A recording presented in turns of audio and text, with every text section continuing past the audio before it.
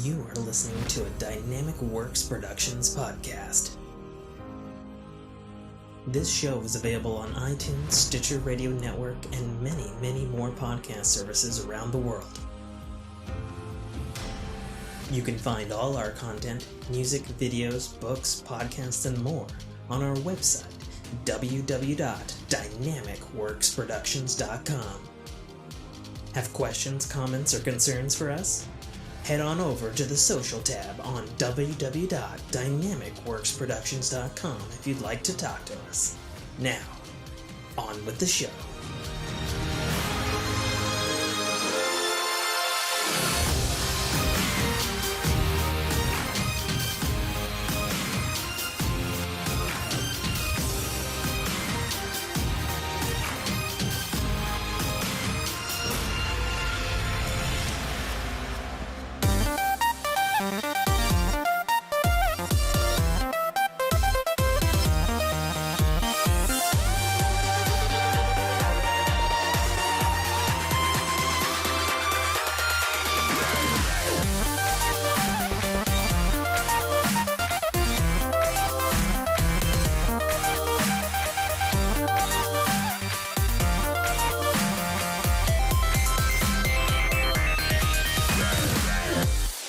What's going on, everybody? Welcome back to another episode of the Fork in Your Ear podcast. I'm your host, as always, author, podcaster, and game streamer, Tim K. Trotter. Joining me from less great lighting and less great computering room is the one, the only, the technical of difficulties, the Natiest of Foos, Nate Foo. Yes, Duplo no goodo. Yeah. The lighting shouldn't be that much different. I'm only short one light, but I mean, it's different, but I think it's only because I'm accustomed to the other way. Like it's the same thing. It's the same camera. It's the same soundboard. It's just piped into a different machine, and I'm looking down instead of up at a different monitor. But yeah, I'm short one light because I don't have another. Well, hold on. You don't have to change the light. You look fine. Like, I don't care. Yeah, no one else is seeing this, so. Yeah. To the audio-only listeners, no, it's not plugged in. There is no video component to this one because Nate's computer decided to say, F you. We are not live. We were live for like 2 minutes. Yeah. And then it went dark. And then I rebooted, and then it was like, oh, looks like we're not. Yeah, it wasn't happening.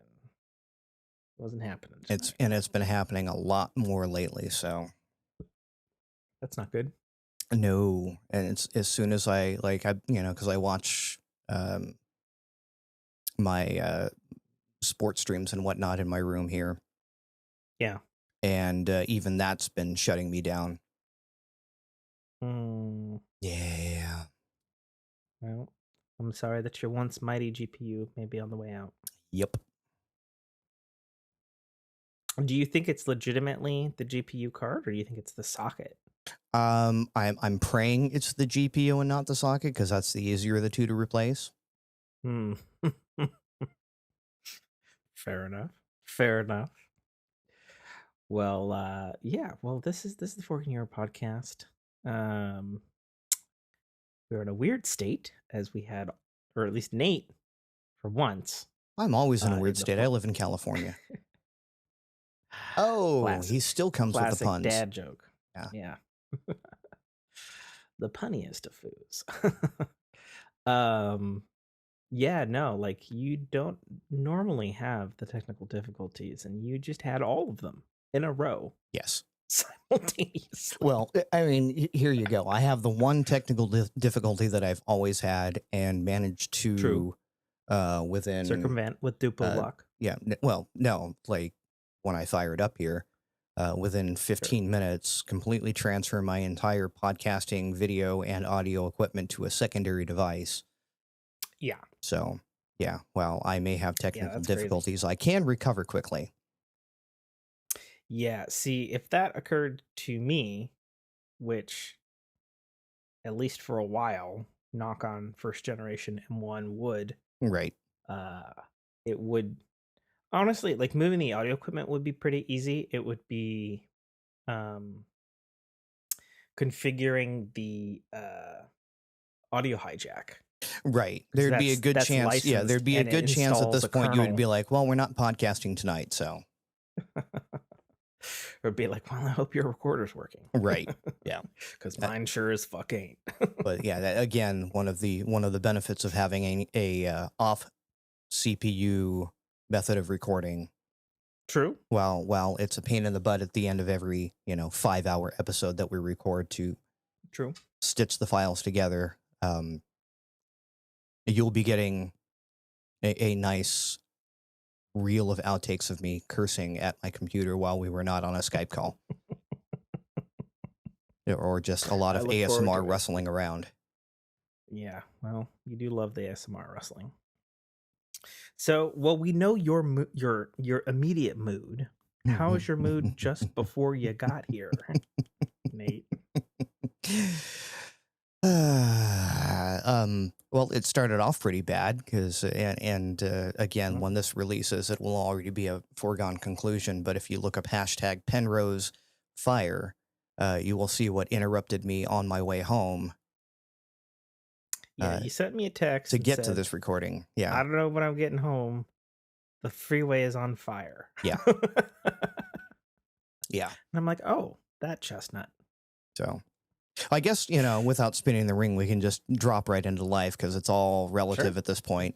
Yeah, I went to the out here in LA, and with my family especially, there is the annual UCLA USC college rivalry, and it coincided with a family member's birthday. So we did the whole party at his place, of which none of our audio listeners will see, and our video listeners are being starved from. I'm wearing my UCLA gear, to which UCLA lost by 3 points at home. Oh, no. Yeah, so that was the start of the night. Yikes. Then on the drive home, the freeway decided to, right next to the freeway decided to catch fire and completely close both directions of the freeway. And of course, it happened right after Waze said, go ahead and hop on the freeway. We're like, yes, Waze. Trust the navigation app. Google wouldn't have been much better. Google Maps or Apple Maps wouldn't have been much better because it was just the timing of it. It was like, hop on the freeway and head Waze home. Is Google. Right. But yeah, hop on the freeway, head home. Nope. Freeway closed. With two small children in the back that were overtired. Yikes. Yeah. So, yeah, get home. And of course, my wonderful host here was running late because he also had some family shenanigans that he was up to. I love when I'm taking a shit at like 9 o'clock at night and the text from the in-laws is, by the way, family dinner, 6 o'clock tomorrow. Right. Right. And I'm like, okay. Yeah. So we were already at a like, what the heck is going to go on tonight? And sure, there was definitely. I was leaving. You're like, I'm getting out of here as soon as I can. I'm like, okay, no rush. Freeway closed. Yeah. Freeway open. Got home. Don't know when I'm leaving. I'm like, cool. I decided to walk out, and I libated at said football gathering a bit. Mm-hmm. So I'm like, I'll just walk over to the liquor store. It's, maybe a 10-minute walk. As I'm leaving, you're like, hey, I just got home. I'm firing up. Of course. That's when you got home. 8 to 10 minutes or whatever. Yeah. I was already walking when you sent that 8 to 10 minutes. Yeah. And then I get home. I was going to text when I was actually going out, but I had a pizza box the size of a helicopter pad filled with Mexican food that I was having to take home. It's so large, it's in the second fridge in the house. And I guess that's what I'm eating for lunch tomorrow. Lunch, Um, dinner, breakfast. no, I can't do. I can rarely do like the same meal twice in a row. Right. Like I don't Oh, I know. don't do leftovers because Mm-mm. if I didn't eat it the first time, I'm not eating it the second time. I don't care how good it is. It's just something the way Oh, my brain is interesting. wired. That's fair. But I yeah, mean, so then it could yeah, be the opposite. It could be like my wife who loves leftovers but doesn't do anything with them right. It's the same thing. It was until they've turkey turned into something worse. until they turn into science projects. Yes. Yeah.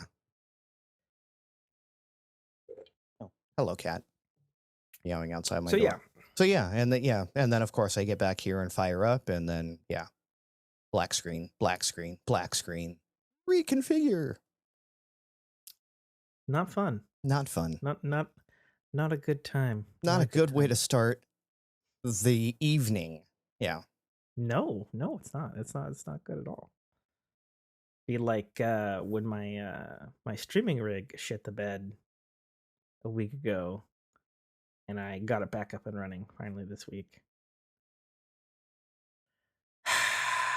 I don't know why I have to reconfigure every single fucking thing every fucking time it decides to not be okay.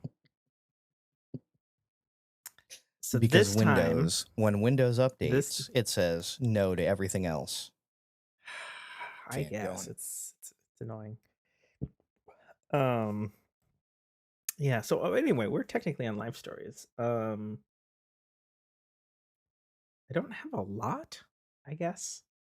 Really life is just a lot of work, which is a lot of long distance driving Mm-hmm. at the moment. And I burnt myself yesterday. That was great. Um, Skin bubbled up on one of my fingers. Nice. So what happened was, I have a nice, and you probably won't be able to see it, but I have a nice grid pattern on my palm. if it's the darker spots, then maybe. Yeah. Um, I think the major one that got hit was my flip off finger, so I'm Of not doing it course. intentional. It The little bulb makes me right there. glad we're not streaming right now with your indecent finger gesture. um yeah, so I was cooking burgers. Washington decided to skip fall Mm-hmm. as we're full in freezing winter now. Like we had fall for like Halloween week Yeah. and the weekend after, and now it is below freezing like all the time. And it's just like, wait. Like even like I look at the trees and the leaves and they're fucking confused. They're just like, do we stay on the branch? Or do we just fucking what do we do? Like so I was cooking burgers last night. Um which I've never done before. I've, as listeners, if you've been following the grill saga, um, I feel like I mastered it for summer, but man, winter is it's a different game. Yes. Sitting out there with my down jacket, I'm putting my hands closer to the to, to the grill.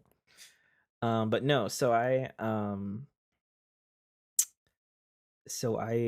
I cook with um two types of I cook with bacon grease and I cook with oil water Okay. because I have a I've said this before, but I have a it's like a porcelain grill rack Mm-hmm. thing, and by all of the googling and the summer mastering of this grill, everything taught me that more lubricant better.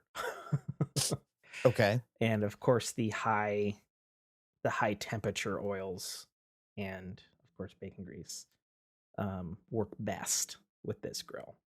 And then basically I have to double up that now in winter So I have it's an MSRI camp stove pot cup thing that has like the flip out handles so that it doesn't get hot. Right. You can put it over like a little, basically like a Bunsen burger, but a camping version. And so I've got the bacon grease in that, and I set it on the left shelf flap exterior to the grill so that it can warm up. And then I have a little baster, and I can just go over or not a baster, a A brush. silicone brush. Yeah. Yeah. But unlike the silicone brush that's in my kitchen, this has a silicone end, and then the handle is metal. And so I guess instead of having, or I'm assuming you're tracking with what happened already. Perhaps having done so yourself. Having done so myself, this laugh is in commiseration of shared misery. Yeah, so I'd done this the whole fucking summer where I'd had whatever I was lubricating the grill with in this fucking thing to warm up and stuff. But I guess as opposed to being just adjacent to it and heated radiantly, the metal was touching the side of the grill that I let get up to a nice toasty 500 because it's fucking below freezing and I didn't want to lose too much heat when I opened the grill. Right. And of course, heat transference to the cup because it's touching. And then me not thinking with the metal handle and the previous summer having not been burnt by it thus far, I picked up my grease cup, which was fine because it's got the handle and there's no heat transference on that because of the way it's designed, because it's fucking for that. And then my right hand grabbed the brush, full contact across all the fingers on Promptly the inside. Stopped holding and the brush. Thumb. And my reaction was not to go, oh, and throw it away. It was to release the brush, curl my fingers, and then flick the brush away with my knuckles. So my my workman hand skin were fine and unburnt, but my poor little not so roughed up knuckles, they're burnt. Yeah, it happens in a hurry too. No shit. Again, as someone that works so around that was, hot materials, and I have, Burger King grill marks on the heel of my thumb because I brushed up against a braided hose going from our test stand to a muffler. Okay. And and it was just one of those walking by it and hand touched it, went, oh, that's not good. Thanks. To see the immediate sizzle mark. Yeah. I feel for you. I feel for you. I laugh at you, but I feel for you. Oh, I bet. So you're probably going to also laugh at the creativeness that I had to get with putting cheese on the burgers. Because cheese slices were forgotten for the burgers that we were having last Did you night. use shredded? So we used shredded. But I could see you. He's already laughing off mic completely. He's moving back in his chair. So I used, this was my thinking. Okay. The little biscuit cutter with the little hoop handle over it on top of the burger to then hold the cheese into the burger so that it wouldn't get everywhere all over the grill. Okay. That's sound thinking. Okay. Yeah. Sound thinking. Except the biscuit thing on top of a burger on a very hot grill. It's very hot. Oh, you mean the biscuit thing that's also made of metal? Yeah, the fucking heat transference. I tell you, man. Thermodynamics. Fucking physics, man. So, and it was like a small hoop thing on the biscuit thing. So I'm like parsing the shredded cheese and I'm just kind of flicking it into the fucking basket on top of the burger. and then using, uh, my I don't know, Your grill unburnt grabbers. bare hand? Yeah. No, no, no. I didn't use my bare hand. I used my grill tongs, I guess, Okay. to grab the biscuit thing and move it from burger to burger while continuing to flick cheese.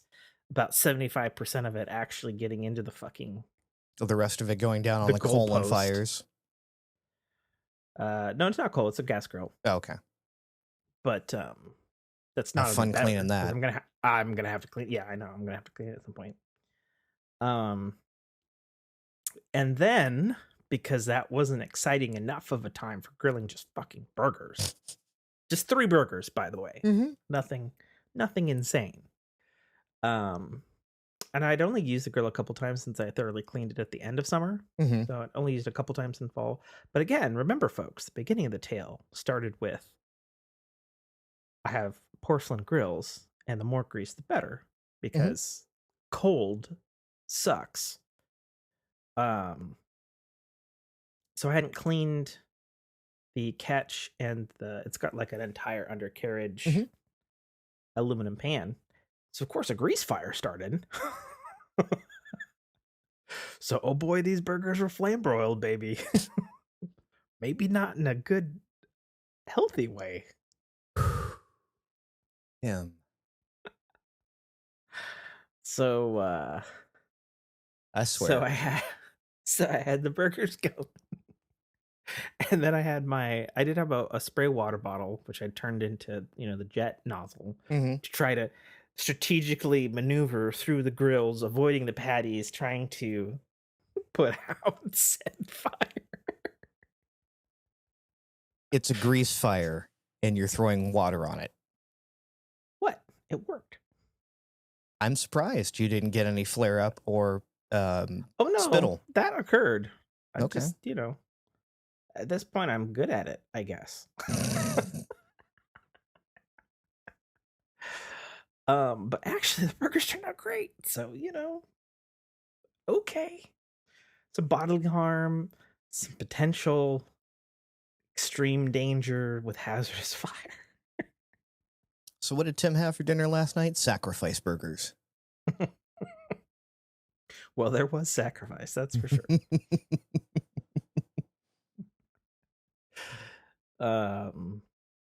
Yeah, so there's that going on. I'm learning that me and my wife are very different people when it comes to vacations because coming up real soon for me Mm-hmm. is my in-laws taking me and Jessica and other family members to Disneyland for a week. You hanging out your neck of the woods, Nate. And I already said, if you're down here, Yeah. downtown Disney, I'm assuming you're staying hotel adjacent. Yeah, so I saw the thingy on a map. I'm like in the southwest area. Like I guess I can walk into the park from the hotel. It's like a Disney hotel or something. Oh, okay, you're not actually on property. I don't know. Okay. Maybe. Yeah, we'll figure that out. But yeah, downtown Disney is public access to everyone. Okay, I have no idea. So No idea. you'll find out when you get in there the first day that when you walk up, you'll get past or you'll get past like a main check-in, and then before you get to the gate, Okay. you're gonna walk through downtown Disney, which has a bunch of restaurants and whatnot. So Okay. All right.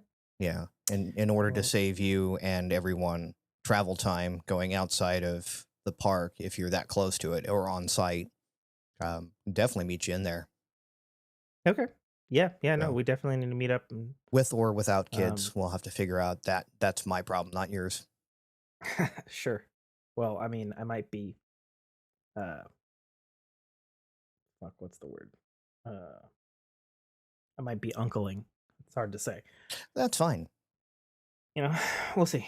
But yeah, no, be there for a week, so there should be plenty of time to figure out something within your schedule. I should hope. It'd be a damn shame if you were down here and we didn't at least. Agreed. Right. Agreed. Maybe I'll bring the laptop and soundboard and we can do a forecast because Lord. For the Fork fam who is listening, That would be insane. we are going to have some very interesting weeks coming up with, obviously, Yeah, our Tim being scheduling down is probably going to here. be really weird. Right. He's coming down here in 2 weeks, which is our normal, regularly scheduled True. cast. Or if Yeah, we I will be. offset, we're going to, you know, one of the That's weird to casts will say. have to fall on Christmas. If we don't offset, one of the casts is going to have to fall on New Year's Eve. So yeah, things might get a Yeah, little our wacky. Fantastic has kept both of our lives sane bi-weekly recording schedule. Mm-hmm. Just looking fucked for Right. December. Well, I Just mean, looking as a whole. if we were fucked. weekly, it was going to be even worse. Sure. Because then, yeah, we would have hit every single holiday. So yeah, I guess it Yeah. doesn't matter as much unless you're tuning in live, which I don't know that that's True. going to be happening anytime soon. Live shows are probably not happening. Definitely next cast, unless we do a before thing. Right. Yeah, I don't know. We haven't figured that out yet. Yeah. So just be aware, Pork fam. You know, shit gets crazy at holiday times. Yep. If you're a true blue, been listening to Fork forever, sometimes there's not even shows between November and December. But yeah, like I Unfortunate have a as it is. second arm and a second mic. I could definitely just obviously I'm on the laptop now and you don't hear a difference. Sure. So I could Yeah, no, definitely, that sounds great. yeah, I could bring laptop, soundboard, 2 mics, and we could do an in-person.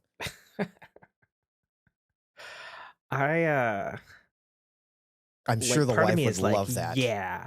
I was thinking I was thinking of Jessica. I was like, man, You're gonna do what? Yeah. I But honey, the show must go on. Yeah, it won't work with my wife either. Yeah, we'll see. Yeah. We'll see. But yeah, no. So me and my wife have never actually been on a proper vacation together. Like anywhere. Mm-hmm. Like we have staycations. Right. And that works out pretty fine because we're both fairly homebodies. But I'm learning, you know, and this is your trusty Eagle Scout Tim here, who is like, okay, I need to do my list this weekend, and this was last weekend. And she says, "What do you need a list for?" And I'm like, "What the fuck do you mean? Do I need a list? I need a packing list for the thing that we're going on for like a week." And she's like, "Well, I don't do that." You're not an Eagle Scout. And I was like, "No, you should." And she's like, "How about we compromise? How about I help you make your list? But I'm not doing a list. I'll pack the night before." And I'm like, "The night before? The hell you won't." Yeah. Get the fuck.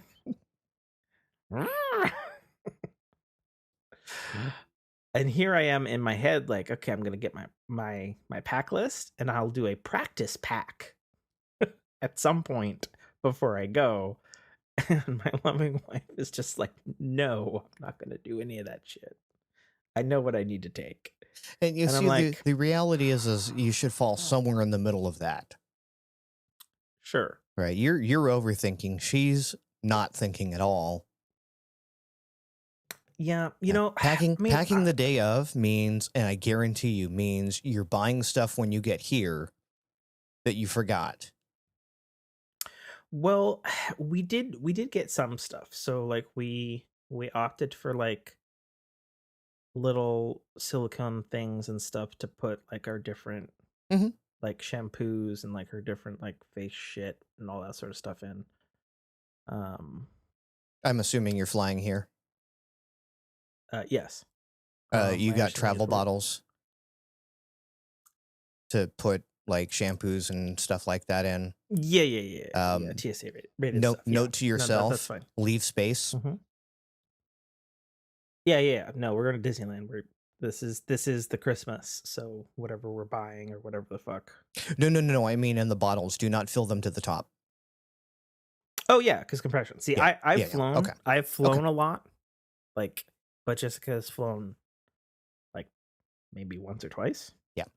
You and fill it those was things to just the like brim, and yeah. here to California, and I've been, I've been Florida, Alaska, Hawaii, Bahamas. Yeah. Okay. I've been places I'm on just okay. planes, So I was just passing along. so I am familiar Okay. with the concept of going up high And then coming and back down. Yeah. and what it does to things. Okay. Yeah. So yeah, no.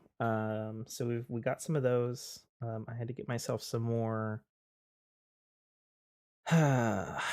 vitamin fucking containers and things for like all the fucking ridiculous amounts of supplements and powders and shit that I'm gonna have to take.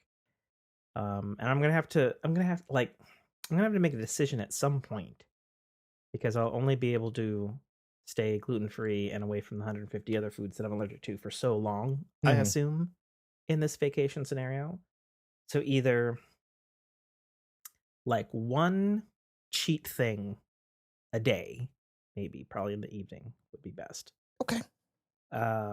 Or hog wild the last day that I'm there. Go with the 1 day cheat. Speaking which, I need to step away for just a moment. I will be right back. Okay. Okay.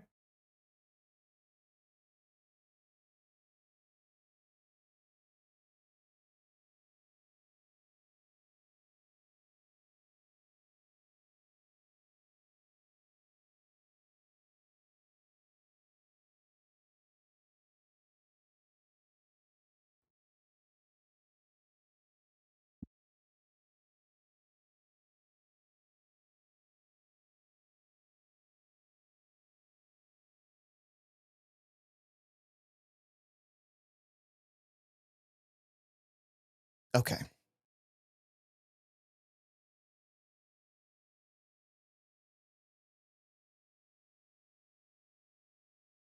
Are you unmuted? Testing. Testing. Yes. Yes, you are. Okay. Yeah. Okay. Little pill. Okay. Uh, yeah, I mean, there's downsides to both choices. Mhm. I guess if I cheat once a day, I will feel not 100% optimum for the whole trip, Right. which may not be great. I mean, we'll see. Maybe it might be like a day thing, like a day, and I'll like try to figure out like, okay, I'll do the once, or I'll do end of the trip. I'll go hog wild. And I'll just try to stay as clear as I can. Mhm. We'll see. We'll see. It's Yeah, definitely a that concern of mine. that reminder of like, let's, do a little fuck around and find out. I did a little accidental fuck around and find out of my own. I believe it was At Disney? no, no, no, Or no. what are we talking about? Was it 2 months ago or 3 months ago? I announced on the cast that I'm actually finally starting to medicate myself for some of my uh, anxiety and depression issues. Mm-hmm. Um, and I didn't feel like a whole lot different after taking them, and was like, okay, well, I'm taking them. I'm taking them. It takes about a month for them to kind of kick in, Mm-hmm.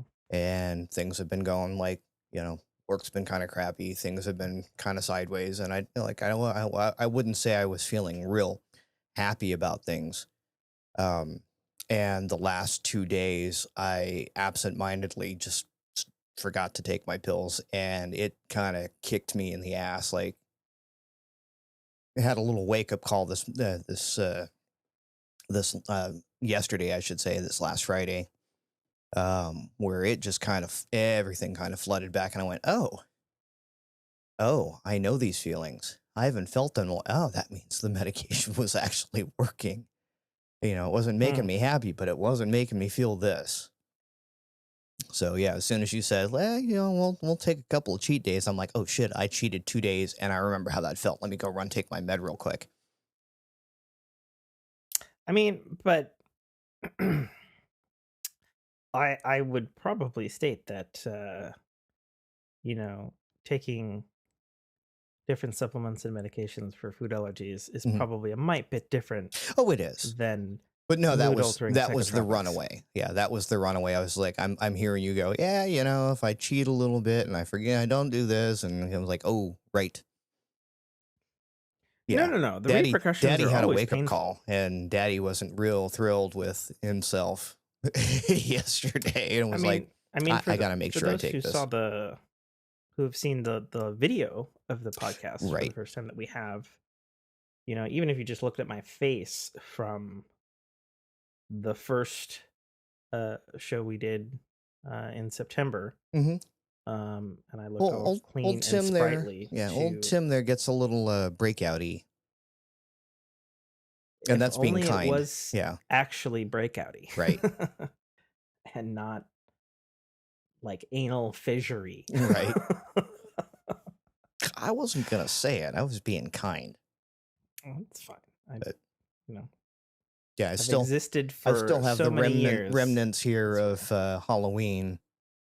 You know, because I decided, you know, it's Halloween. I'm gonna have some chocolate. My face said, "Have some chocolate." Cool, you're a teenager again.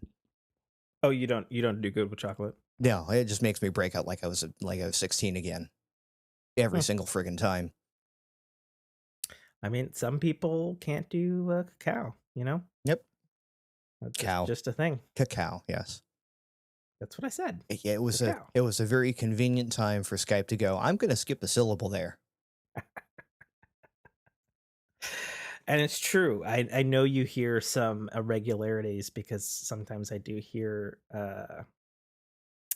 you know, your side of the audio of what you hear. It's like, oh man, that does suck. Hmm. That does suck.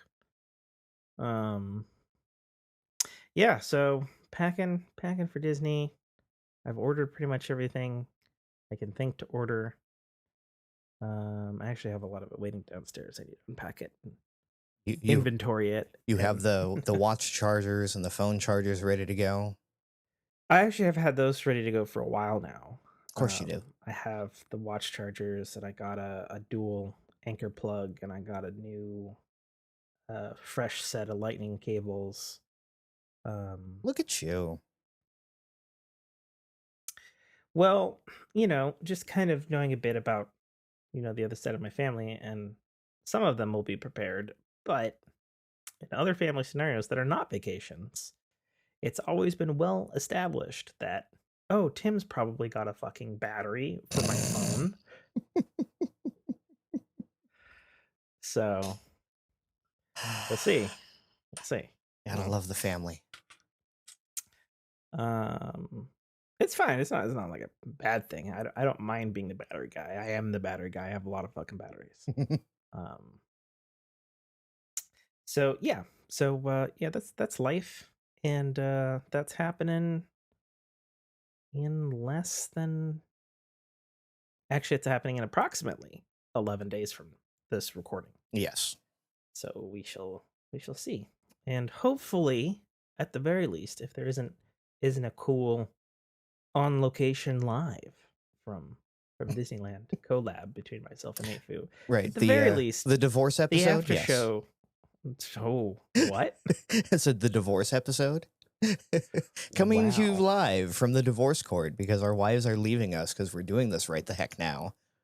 Oh man, that's we're not allowed to say that word around the way.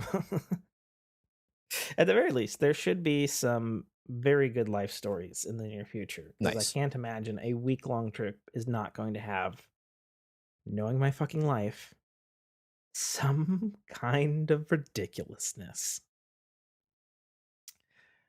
I can't wait to hear it. Yeah, we'll see. All right, let's spin this around. Let's see where we land that are not life stories. So on fire, right? We're on to the scroll the technology. Oh, yay. Rare occurrence making an early appearance in the cast. So,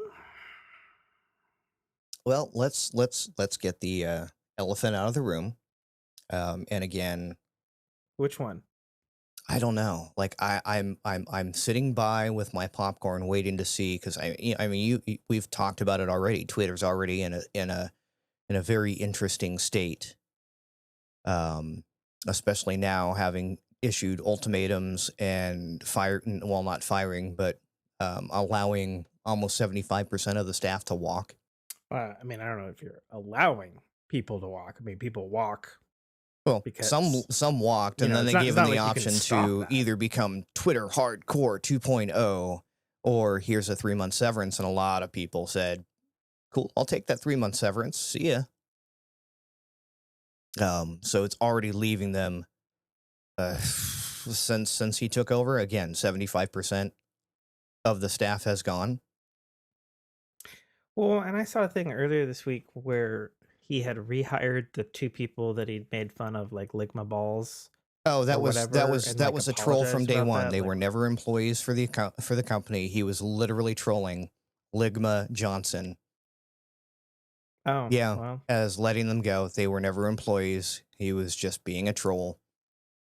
okay. Yeah, he gotcha. I mean, dude does like his memes. Mm-hmm. But despite, you know, Twitter workforce leaving, um, you know, like 3,000 out of their 6,000, apparently Mark Zuckerberg heard this Mm-hmm. and was like, Hold my "Hold beer. Yeah. my fucking beer, Elon. How dare you steal the headlines from me?" Um, Mark Zuckerberg fires 11,000 Mm-hmm. Meta employees. I read this article. It made the UK Business Standard over there, Mm-hmm. because apparently most of the Meta employees are apparently located in the UK for some reason. Um, and that was a huge deal because that's affected their tech sector over Mm-hmm. there. What surprised me even more was that Zuckerberg was like, so that metaverse thing, scary noise. Are you? That was my wife opening the door with the belch. Oh, Yes, I'm walking through the activation now. It should be. Yeah, it did. Good timing. Love you. Bye. Wife decided mid cast here that she was going to reset our bedroom Roku, which has been being stupid hmm. and laggy. Is it because it has a Weird Al Yankovic movie on it? I have no idea, but it dared to be stupid. Okay, fair Um, enough. yeah. So she's like, I get a message on my phone. Check your email. Okay. I reset the Roku. Okay. Good time for that. And I just had to go through a giant survey, and as I'm going through it, she opens the door and belches at the same time. Oh yeah, I heard that. I Yeah. was not sure if it was like a child had just opened the door and then threw up. Nope. Like I wasn't sure because it was off camera for me. Mm-hmm. Could hear it, but yeah. But yeah, Anyways, Zuckerberg, yeah, fires 11,000 employees. yeah, but I think it was more interesting that, you know, he said he was wrong about the metaverse. Mm-hmm. That's quite telling. I mean, I realized that he's got like a 15 or 17 billion dollar operating loss Right. from this whole Meta venture and rebranding the company and this whole fucking ridiculousness. Mm-hmm. You know, and it I kind of feel, unfortunately, that the metaverse, as he's unfortunately dubbed it, is one of those things that's probably just ahead of its time. Yes. And, you know, a decade from now, we'll be like, oh man, they should not have gotten out of the metaverse gig because, Right. I don't know, Epic Games or Apple fucking really fucking dove into it or some shit. I don't know. You know, hard to say what's going to happen with that whole thing. One thing's for certain though, people don't like Mark Zuckerberg. and Facebook. Yeah, and Musk and Twitter are very quickly following in those same footsteps. Yeah, it's been just a wild, wild ride. Oh yeah, and then I guess like a bunch of Twitter engineers left, Mm-hmm. and there's reports saying that literally no one is running the technical ship, Mm-hmm. and So Twitter could full crash any day now. here's an So interesting far, it bit. hasn't, Here's an as of this interesting bit of podcast. But coincidence and irony.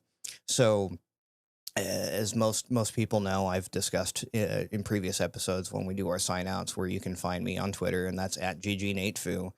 And because the holder of my current gamer tag, NateFoo, um, pretty solid, upstanding guy. He's messaged me if people have mistagged me and all that. Like mhm. so. We follow each other and message. I'll pick on him every now and then. Turns out he was one of those Twitter engineers.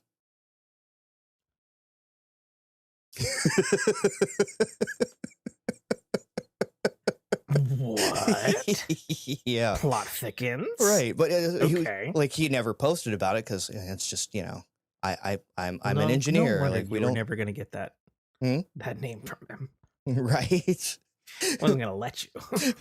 But very recently he posted, he's like, I don't know how much longer I'll be with Twitter, thinking that it's like everyone else going, I'm leaving Twitter. And so, of course, I pick on him and go, does this mean I get the handle finally? And he's like, nope, Jesus. never. And then, of course, 3 days later, I see I finally got let go. And I'm like, oh, when you said you were leaving Twitter, you meant that, not the app. Jesus. Oh, that's crazy. But yeah, That is crazy. I don't know. I mean, the jury's still out. I may eventually get that handle. Hint, hint, nudge, nudge, wink, wink, and eat foo. Wow. Yeah. I don't even know what to say with Twitter at this point. I mean, Yeah. I feel like we made a pretty decent case last episode, and I don't feel the need to retread that ground. But right Right. now, it's just a roller coaster. Yep.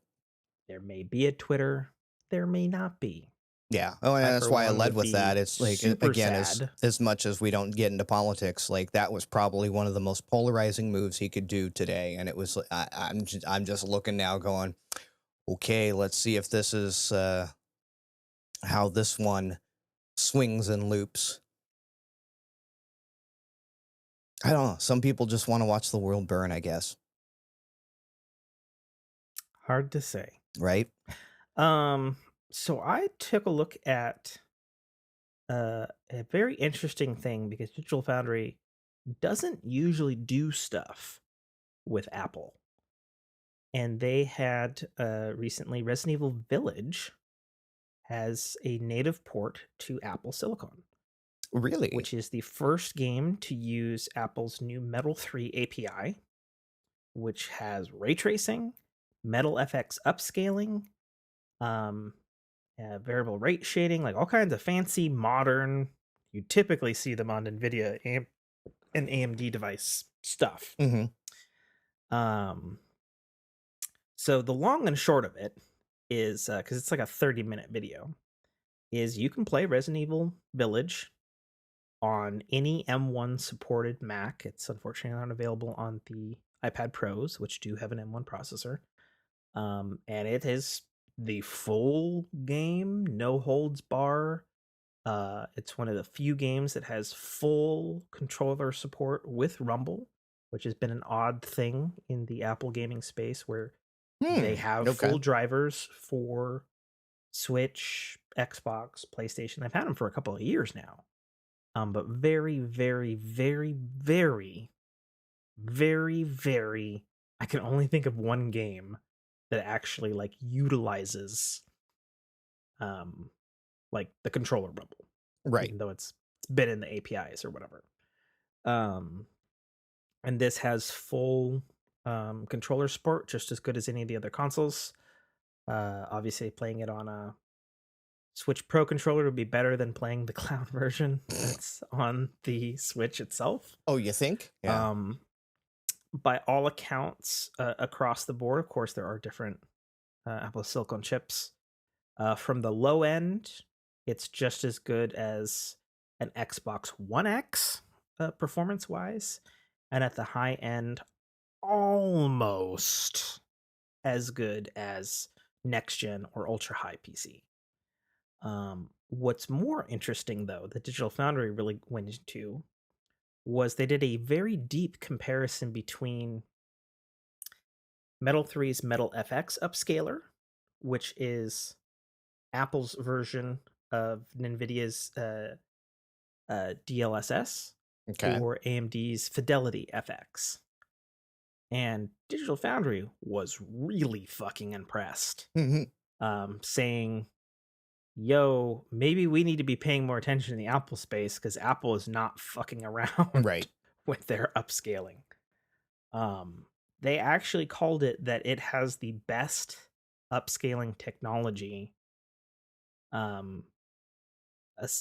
It basically goes Metal FX, DLSS, and then AMD FX Fidelity 2.0.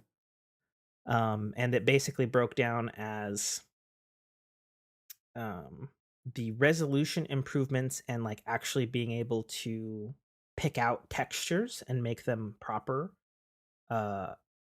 was as good at, if not better than DLSS. Its resolution was really, really close to a good TAA solution. The only thing that the Metal FX failed at in comparison to the other two was when it came to hair or like bush or like tree stuff that has like really fine grain Right. stuff. Those looked not good. Right. Whereas Fidelity and DLSS were better at that. Right. But considering that this is the literal first time that this technology has ever been used in a game, let alone within the Apple's API, they're just like, yeah, they have their own solution, and it is not immature. They said it's not like half baked like Fidelity FX on AMD version 1 is, because it's kind of weak. They're like, it is a serious contender, and they're like, Mac Pro, anyone? Right. Wink wink and a nod. Like, what, they're not fucking around with their graphic stuff. Imagine if Apple goes Yeah. into discrete silicone for GPUs using the same tech. I mean, it would never be on another platform. Sure. But A dedicated channel might cure those small issues. Yeah. There's been a lot of talk about what they're going to do with their next Mac Pro, because as people know, in the tech world, the old G5 Mac Pros were really powerful and amazing, and then they went weird sidestep with the infamous trash can. Do you remember that? Yeah.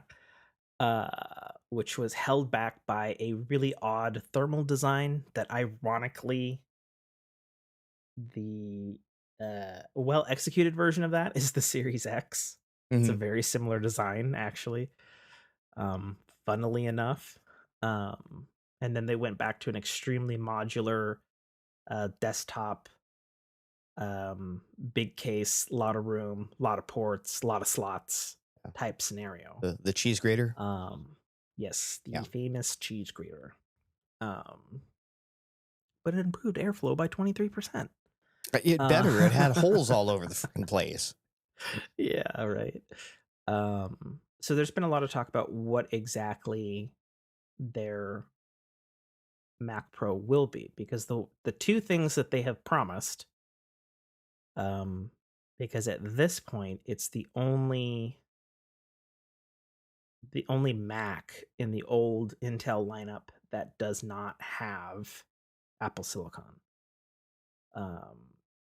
The Mac Mini has already been quashed. They introduced the new kind of between computer with the Mac Studio, which for a lot of people will do what they're looking for, the pro space.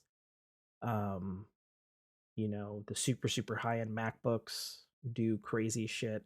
A buddy of mine's got one. Um, and a lot of people, particularly in the high end graphics field, that unfortunately have been stuck with either Hackintosh or I think AMD actually came out with a GPU like this summer Right. for the Mac Pro. And it was still behind even, the other GPUs that they produce. So it'll be interesting to see whether they go a super modular route or if they will have the balls to do like, here's the box. We're going to start selling, at least for this specific marquee high-end line, we're going to start selling motherboards so that you can get new CPUs or whatever Hmm.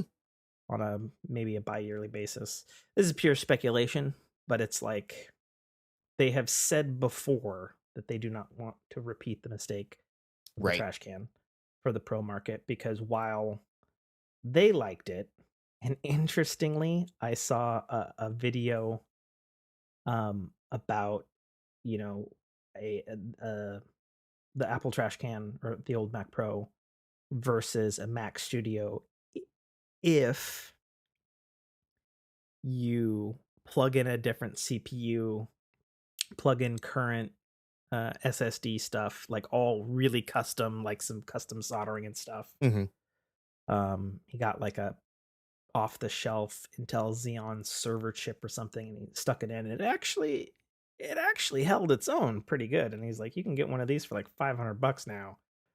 And if you do this, this, and this, and you've got some skills, the You could old have trash can's actually pretty yeah. fucking cool. But that's, old model. So yeah, it'll be interesting. And with Digital Foundry now, Apple's stuff being kind of put on their radar for the first time, and them diving into their basically their super sampling or their upscaling technology, and it's got lots of chops and legs, and it's running a full big console game natively. Right. um they said pretty much the only issues, and they were not able to tell if it had to do with either um the port or if it was a hardware thing, Right. was depending on settings. um like a high resolution 30 fps was a little not as stable as everywhere else. And then they had some interesting results when they bumped it to this metal fx upscaling to like it was like it was like it was an odd resolution. It was like 980p or something bumped to like Right. 4K or Yeah. Yeah. something. It was a really weird resolution. But they're like, this is actually the way to play it until you look at someone's hairs or you're in a field, which unfortunately does occur in this game. And they showed like it's like a wheat field or something, and it just looks like this muddy, blurry mess. Right. But they're like, but otherwise, and they were comparing pictures of like a wooden crate with this sampling, and they're like, this Metal FX is better than the competition. Mm-hmm. What the heck? So I don't know. I thought it was pretty cool. It's a deep cut. Not a lot of people are going to care about this particular kind of fringe stuff, but it gets to something that over the years that we've talked about Apple and PC and consoles that I've always chuckled about. I'm like, Apple gaming, pfft, please. I mean, outside of a couple of titles, that's mostly held true. But well, and the fact of the matter is, from a market share space, mm-hmm. more people probably have an Apple GPU in their pocket right. than they realize. And if I had to guess, since there has been an Apple GPU since iPhone 1 in some form or another, I guess what started off as a necessity or just, running the screen and the multi-touch interface back in 2000, 2008, 2007, whenever the Yeah. first iPhone was, somewhere in there. What became a necessity, and then they opened up the App Store and they're like, okay, cool, little games and stuff. Then, Unreal put the fucking Unreal 3 engine on it and started doing crazy fucking games by the iPhone 4 generation. Became, oh shit, we need to write APIs for this. Right. To, oh shit, we're designing full stop badass GPUs for our own purposes. Right. And it's like, don't discount I don't them. know. It's just it's just interesting because they're the fact that this game is on M1, which is only 2 years old, M2, which is this year, and it performing at next generation console levels for the most part. I think they had a slight knock on the ray tracing was not as well implemented as Sure, but others. again, first implementation on a second gen piece of silicon. Well, it's not even that. It runs. Right. It would run on my M1 Mac right now. Right. If I That it was not designed for. Right. It's different than writing it for standard silicon that x86 or ARM. Sure. Right. You're designing something that's designed for a bespoke processor running natively on another bespoke processor. Well, and I think there's two things to look at too that Digital Foundry also brought up. Number one was that this uses Capcom's internal RE engine, which they recently shuffled Monster Hunter over. So basically, all Capcom games are on the Resident Evil engine, right? And that has a build on Switch, which is ARM, right? And so they're like, well, they've already put in some coding work to the engine itself. So maybe them jumping over to Apple wasn't as crazy a deal. Though the fact that they have a full native port perhaps was a Sony type situation where they paid to have a marquee title. Say, hey, good on them. We are here. And again, there's still that speculation and rumor that Apple has been waiting for someone to figure out how to do the metaverse properly before they jump in. And we already know keeps talking about everybody knows the marquee headset. The marquee VR experience is an RE game. I mean, I don't know about if it's the marquee experience, but I feel other people I know what you're talking about with Resident Evil 4, yeah. Right.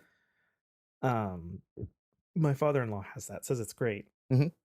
But I feel like other people might I have not played it, but a lot of people have said, Half-Life Alyx is the marquee VR experience. While I think for common people, and speaking of someone who has a copy of my PlayStation VR, Beat Saber is about a easy, amazing experience to get into in VR as they come. Yes. It's pick up, it's playable, it's obvious what you need to do. There's not a how do I figure out how my fucking hand works to grip things in VR kind of situation. Which again, Alyx. But again, Alyx in a game I've heard me, I would say Boneworks. Beat Saber is the penultimate VR experience, where something like Half-Life Alyx and an RE type game would be a metaverse type experience. You understand the difference? Maybe, I guess, I don't know. Right. I think it's because there's a bunch of stuff that you can do in the VR space that it's like, okay, you're either, you're obviously within the confines of your room. Sure. So movement and traversal is kind of limited. Right. But you start getting to these games where you actually have to traverse and have to move around. That's a different experience altogether.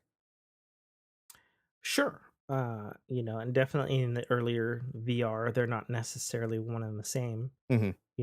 Speaking as the first generation PlayStation VR adopter, I can think of one experience that handled movement without moving. There's a game called Windlands. It was this N64 looking thing, but you had basically grapple hooks on your left and right arms, and you're shooting at things and pulling them towards you and swinging. Right. And you don't ever like walk Right. forward in that game. You pull or swing yourself towards stuff. I remember that was the first one where I ever got a little nauseous in VR when I first tried that out, and I've talked about it in the past. But it was a good example of, okay, here's a game where you are still, but you're getting Right. this It's a sit down. locomotion It's a sit down momentum. VR experience that still allows mobility. Yeah, like it's just an example of movement without some kind of foot tracking, Right. or something like that. And obviously, I think at the time we're like, oh, well, somehow it'll figure out how our feet are tracking, or it'll be a shit like Ready Player One or something like that. And obviously it's not, because all the new fancy VR have control sticks on the thumbs for both hands now. So obviously we're gonna have to go through that era till we get the omnidirectional treadmill. Right. But again, you can't design something without having a purpose for it. And I think again, the successes that we're seeing from some of these new VR experiences justify the development. There's absolutely no doubt that it is the way of the future. It's just, it's not evolving both technologically and developer wise and usability wise as fast as I think people thought. I think more innovation needs to occur, whether that's a goggle headset that's maybe on the crazy expensive end, like is purported to be on Apple's mixed reality headset, right? And the Quest Pro, or it's something like I think we talked about it earlier this summer. There's the people who have the contact lenses, and they've got like the two-tone green, but it's putting a screen in front of you, right, or projecting it out with tracking, and it works. And it's like, okay, for the 10 minutes before whatever battery runs out. Yeah. Yeah, right. That's true. That's the other thing. Let's put a battery on your eyeball. Yeah. And a wireless receiver on your eyeball. But we're not that far off, because we're putting batteries on our wrists now.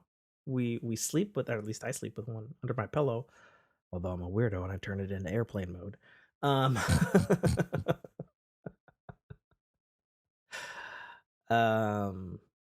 Yeah, I don't know. We'll see. Let's spin the ring.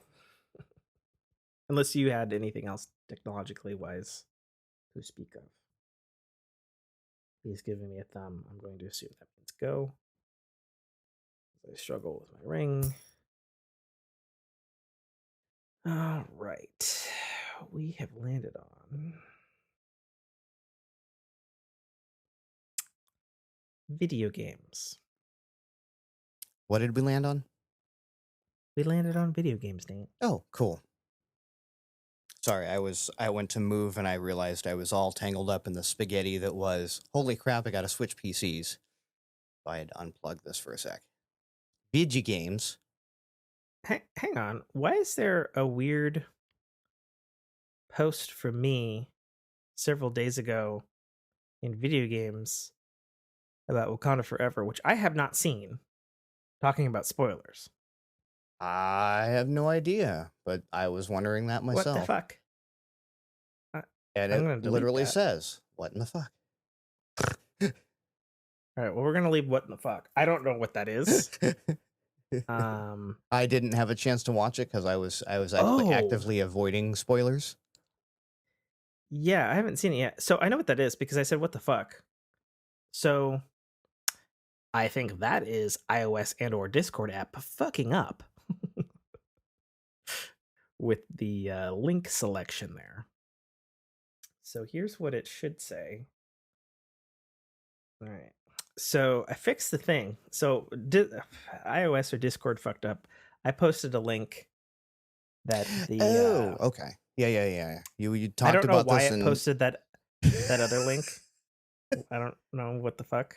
You But I mentioned this when fixed I it. said, "Oh, video games is going to be pretty light," and you're like, "Other than this," and I'm like, "Okay, now this makes Yeah. sense." Okay, So I want to get everything clear. We'll get to the bottom of this at stuff. I will be talking about Sonic Frontiers today. I'm wearing a Sonic shirt. You can't see it if you're listening, but it's a Sonic Mania shirt. I was The warned for 5 hours, so if I'm not the awake for the last literal, topic, we know why. the literal fucking father of Sonic the Hedgehog, Yuji Naka, was arrested publicly in Japan for a insider trading ring of other video game developers, including people at Konami, Square Enix. What? And it gets better because not only was he arrested publicly and with evidence, but it was only for like I don't know. I'm gonna butcher this. I'm not looking at the actual article right now, but it's like 100,000 yen or something, Hmm. which only translates to like $30,000 US. Right, And I was like, what? Like what in the 20,000. shit? Yeah, 2.8 Like that's not a million lot of won, money. which is Yeah. $20,000. Yeah. So His that's a cohort thing. was caught with around $188,000 worth of insider trading, but yeah, What the fucking fuck? So it's just weird. It's just weird any way you slice it. Um, it's just weird because it's not a lot of a lot of money. Like you said, one of his other cohorts had um more money from this insider 26.4 trading. million yen, which is still Yeah, only it's still under 200,000 US dollars. Like, yeah. while I that's guess the not gist. significant, that's kind of insignificant. Yeah, I guess the gist of the whole insider trading thing was Yuji Naka and like a bunch of and these other people in the ring were forming a new video game studio. Um, Called but aiming. then like Yeah. yeah, but like bought their own shares to like inflate stuff so they could sell it or something Yeah, before that went public or it's something. it's what you call a pump and dump. You hear it a lot, Yeah. especially in the crypto realm these days, where it's like, new coin, worth much, buy now, limited I mean, offer, right? it's just it's just nuts. Yeah. It's just nuts. Obviously for someone who's a huge Sonic fan like me, that's super devastating. Yuji Naka hasn't had anything to do with Sonic since about 2006, Right. when he left Sega.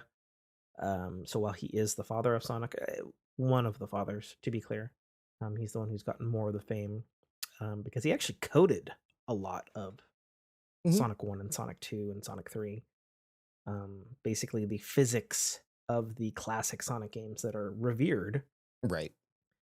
Talked about a lot this year with Sonic Origins. The fact that they're fans who created an engine that are based on this guy's code.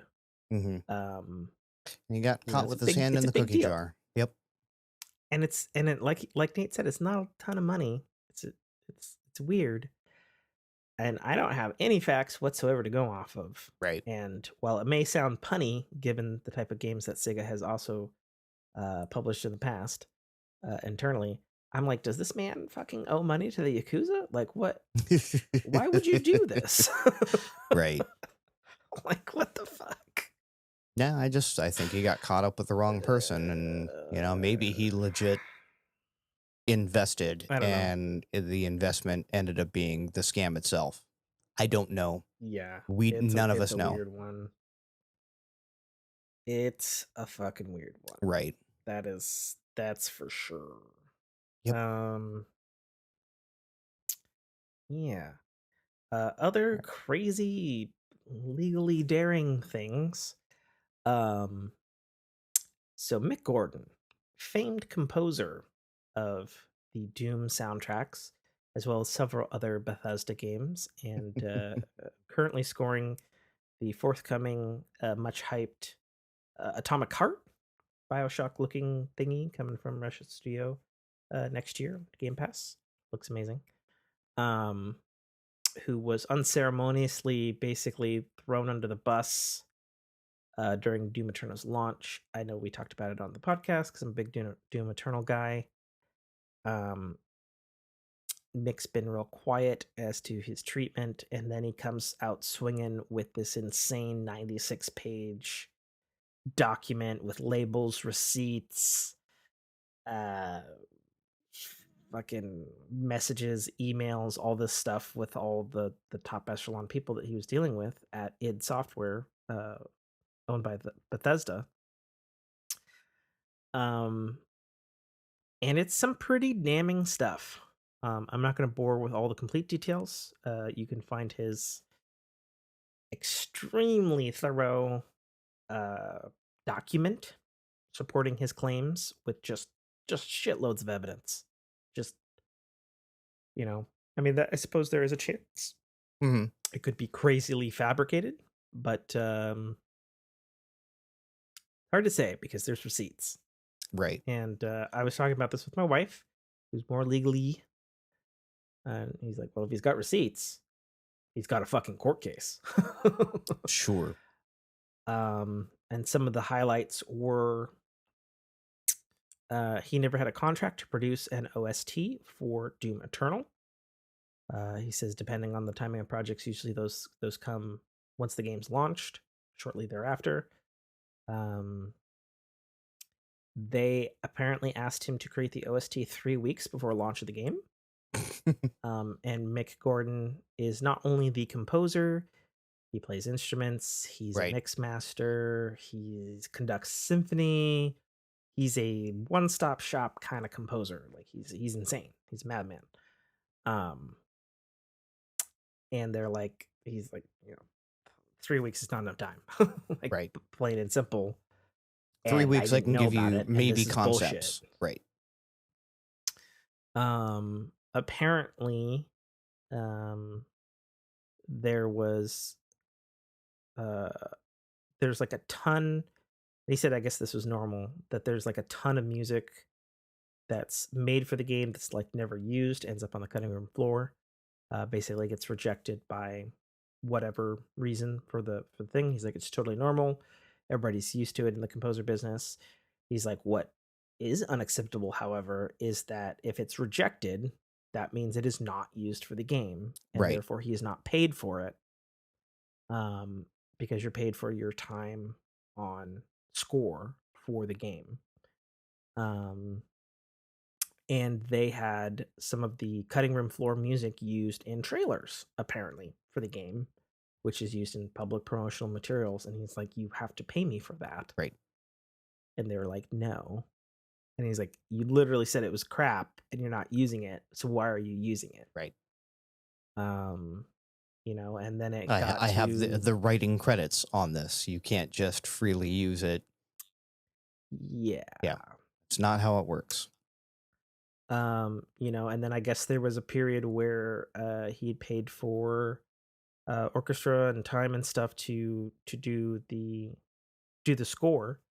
He's based out of Australia, and they didn't pay him for 9 months. Crazy. And it's like, what in the actual fuck? I posted this November 10th on our Discord. But what happened this week was Bethesda did, before, Twitter was on even more on fire, posted the classic Twitter, here's an image, 1 paragraph statement, public PR statement. Right. And it was from Bethesda and id. And they were like, we support id. These claims are unfounded, blah, blah, blah, blah, blah.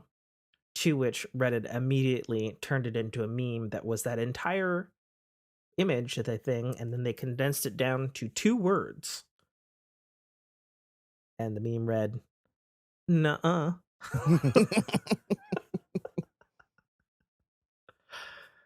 Um, and I've talked about this with my wife and some other friends, and considering the legal trouble that Microsoft, who now owns Bethesda, and at the time of this fuckery with Mick Gordon, they had not completed their purchase of Bethesda.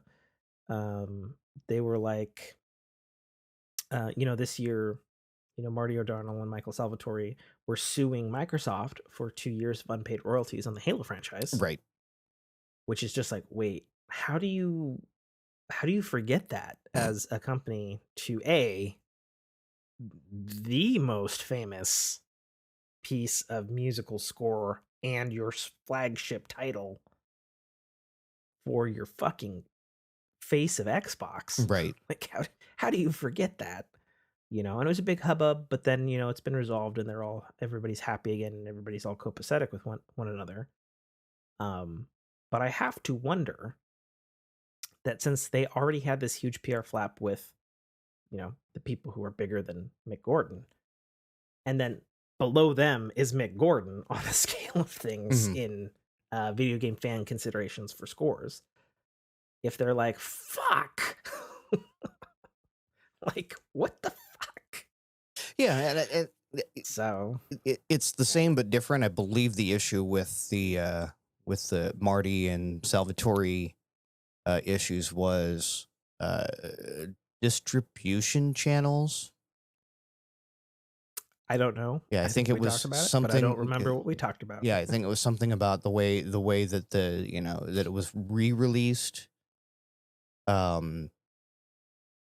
Microsoft didn't consider it a re-release. It was more of a port, and so they weren't getting the royalties from that. And it was like, no, it's another avenue. You can't just say, oh yeah, we put this on on tape. Now we're putting it on CD, but it's the same thing, so we're not going to pay you. Whereas this is just fuckery on a different level. And I don't know if you just noticed what I posted in the video game topic, and it's something that came up, I want to say either today or yesterday. You and I should be very happy about this. This is not new news. We talked about this. This came up in like August or something. I think we talked about this. Not necessarily, because this literally. I recall talking about it. Well, it should have. It should have been. Anyways, what we're talking about without talking about it on a show where we talk about things. Yeah, no, we don't talk about Bruno. No.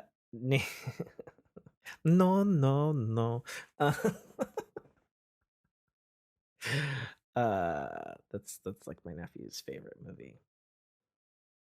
But yeah, the Grammys is officially going to get a video game category. And I believe, it's about time. And what I heard today, and apparently wasn't in this article, were the first nominees. Oh, really? And I was... Oh, they're in here. Okay, so Gordy Hab. Yes, he's very good. He does Star Wars music for video games.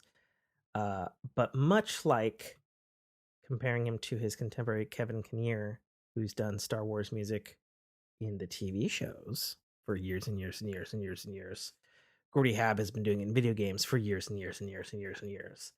And they're both very good at making Williams-esque Star Wars music. I would argue perhaps better than some of the people scoring the live action shows. So Gordy Hab is a nominee. No, he is not. No, he is not. No. And this is okay. Then I'm talking out of my ass, folks. No, yeah, because here we go. I'm researching on the fly. Well, fair enough. Grammy Awards reveal first nominees for new video games category. Okay. Aliens Fireteam Elite by Austin Wintory. Assassin's Creed Valhalla, Dawn of Ragnarok by Stephanie Economou. Call of Duty Vanguard by Bear McCreary. Marvel's Guardians of the Galaxy by Richard Jacques. And Old World by Christopher Tin. That's an MMO game, right? Mm-hmm. So here. Who? No, I know what they are. It's just these are not this year. And Published like, November 16, 2022. Yeah, and these are not this. You're right. These are not this year. I mean, that DLC for Assassin's Creed might be this year, but Call of Duty, Marvel's Guardians of the Galaxy, Old World, and Aliens Fireteam, sure as fuck, did Right. not come out this year. And if you're going to go back into the annals of time, yeah. These are the 5 you came up with? If we're gonna retroactively do shit, right. These are the 5 you came up with? We'd better have an entire goddamn Grammys that's just gonna go wham bam through the fucking years. Like, because I can think of a ton of, and there are some really good composers in there. For example, Austin Wintory, I believe, won Best Score for Journey way back in the day. yeah. Does a podcast. He's a very interesting fella. Obviously, Bear McCreary has done many video game scores and is a fantastic composer, movie, television, video games, the whole 9 yards. Richard Jacques. I've heard a little bit of Marvel's Guardians of the Galaxy video game. It's a cool score, but I know Richard Jacques because he's done music for Sonic games, and not just one or two, many of them, especially way back in the 90s. So it's just like, yeah, it's weird. Yeah. I mean, I'm glad that there's a fucking category, I guess. Sure. But, until they start retroactively doing some shit, the stuff these guys would get at a Game Awards is more viable at the moment. Mm-hmm. And I'm pretty sure Bear McCreary has a Grammy, if I'm not mistaken. I would not assume for video game music, though. No, not for that. Yeah, I guess there have been a couple of songs from video games that have won Grammys, but it wasn't because they were video game music. It was the way they released the song. There was a song that was composed for, what is it, Civ 4. And then there was another one, I forget where that one came from as well, that also won a Grammy. He does not have a Grammy, but he's got a lot of nominees and winners for Emmys, BAFTAs, Academy of Art and Science, Game Audio Network Guild Award. Didn't know that's a thing. Hollywood Music and Media Awards, International Film Critics Awards. He's done a lot of things, yeah. I mean, he's done a lot of stuff. Been a fan of his since he rolled onto the scene in Galactica. Okay.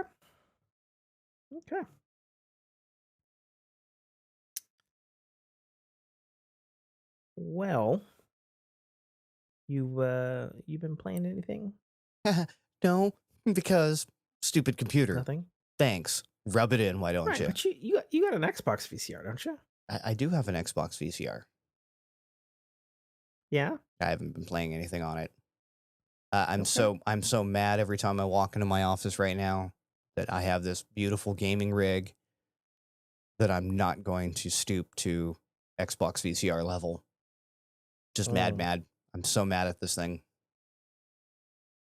Because it has failed you? Because it has yes, for the last time. Yeah. Yeah, get that Starscream shit out of there. Yeah. Well, I'm sorry that you haven't had the chance to play anything. Mm-hmm. Been watching other people play things. Yeah? What have you been watching people play? The games that I like playing, like Destiny and yeah. And I've been watching this small time streamer stream Sonic like crazy. Have you been watching me? Yeah, I've lurked a few times. Oh, look at you! Yeah, didn't know that. How were those streams quality given the the speed at I which was this I was game legit goes. surprised that yeah, they actually held up pretty well, all things considering Yeah, that you were going from left to right to down the pipe to back to left to right. And I'm going, I'm getting yeah. nauseous just watching this. That game is fast. That is such a Sonic game. Yeah. So this is the Sonic Frontiers section of the podcast. So Right. if you don't want to hear me talk about Sonic, you can probably skip ahead. About an hour and a half. Yeah. I mean, I'll try not to go crazy. Um, Man, where to begin with Sonic Frontiers? You know, it's been such a weird year for being a diehard Sonic fan. You know, we had the Sonic movie 2, which the first viewing, I didn't come out pleased with the film. It improved on subsequent viewings. Um, we had Sonic Origins, which finally brought back all of my very favorite 2D Sonic games to a playable, purchasable uh, area that hasn't been for decades. Um, but also was a technical mess by the time we got to the third game, unfortunately, due to both circumstances with Sega and circumstances with the developer having been basically pulled off the project several months before just so they could slap in some weird shit Hmm. that didn't quite work entirely. And then they half patched a couple of months later, um, to showing Sonic Frontiers at Game Awards last year, being like, oh, he's running through a forest. Okay, it's a CGI trailer. Whoop de doo. We've seen this before, Sonic 06, which is a very bad Sonic game.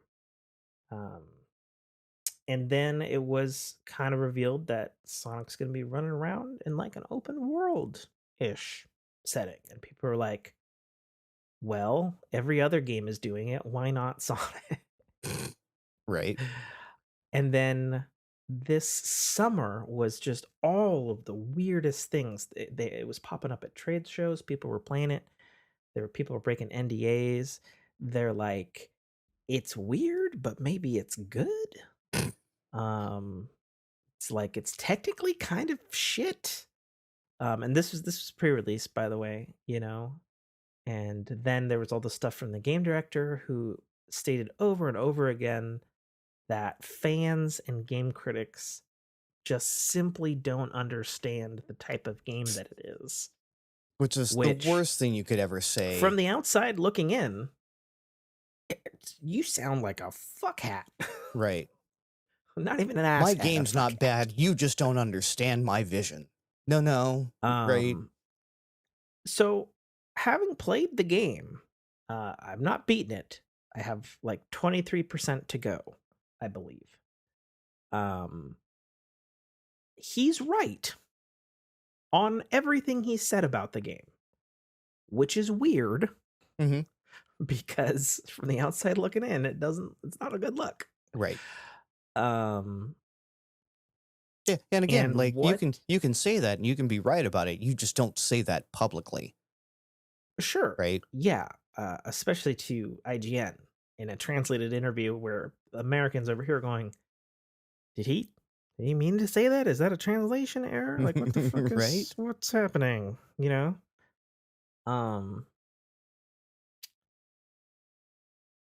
so Sonic Frontiers to start off is the best 3D Sonic game I have ever played in my entire Sonic life. And I have played all of them with the exception of Sonic and the Black Knight and Sega Sonic, Okay. which, given how many Mario and Sonic games there are, I've played a lot. So I say this with full confidence that it is indeed the best 3D Sonic game. Now, to people who are not Sonic people, given the scores that 3D Sonic games have gotten in the past, that's not fucking saying necessarily a lot, given that the bar has been dwindling over the years. So what I mean by that is, and I played on stream Sonic Forces, which is its predecessor, which came out 5 years ago, Mm-hmm. which is a long time to not have a main Sonic game. And per interviews, it's because, well, they had to rework their game engine and they were prototyping, which, according to the director, they didn't really get a chance to do because it's Sonic game, it's their Sonic team, Sonic game, it's Sega mascot, or whether it's shit or not, makes money. Makes money. um so Sonic Forces, to go back in time a bit, which I replayed on stream, is honestly a little bit like how Sonic Origins is, even though Sonic Origins is a fucking remaster of a classic, where it's amazing, and the more you play it, the more fucking broken it is. Because I went from playing Sonic Forces, I did it on stream, so you can see it break for yourself. Of being like, okay, these stages are cool. This is neat. This is kind of a cool story. This is cool. These stages are kind of neat. To, oh, why did I fly off the stage? Why did I clip through that geometry?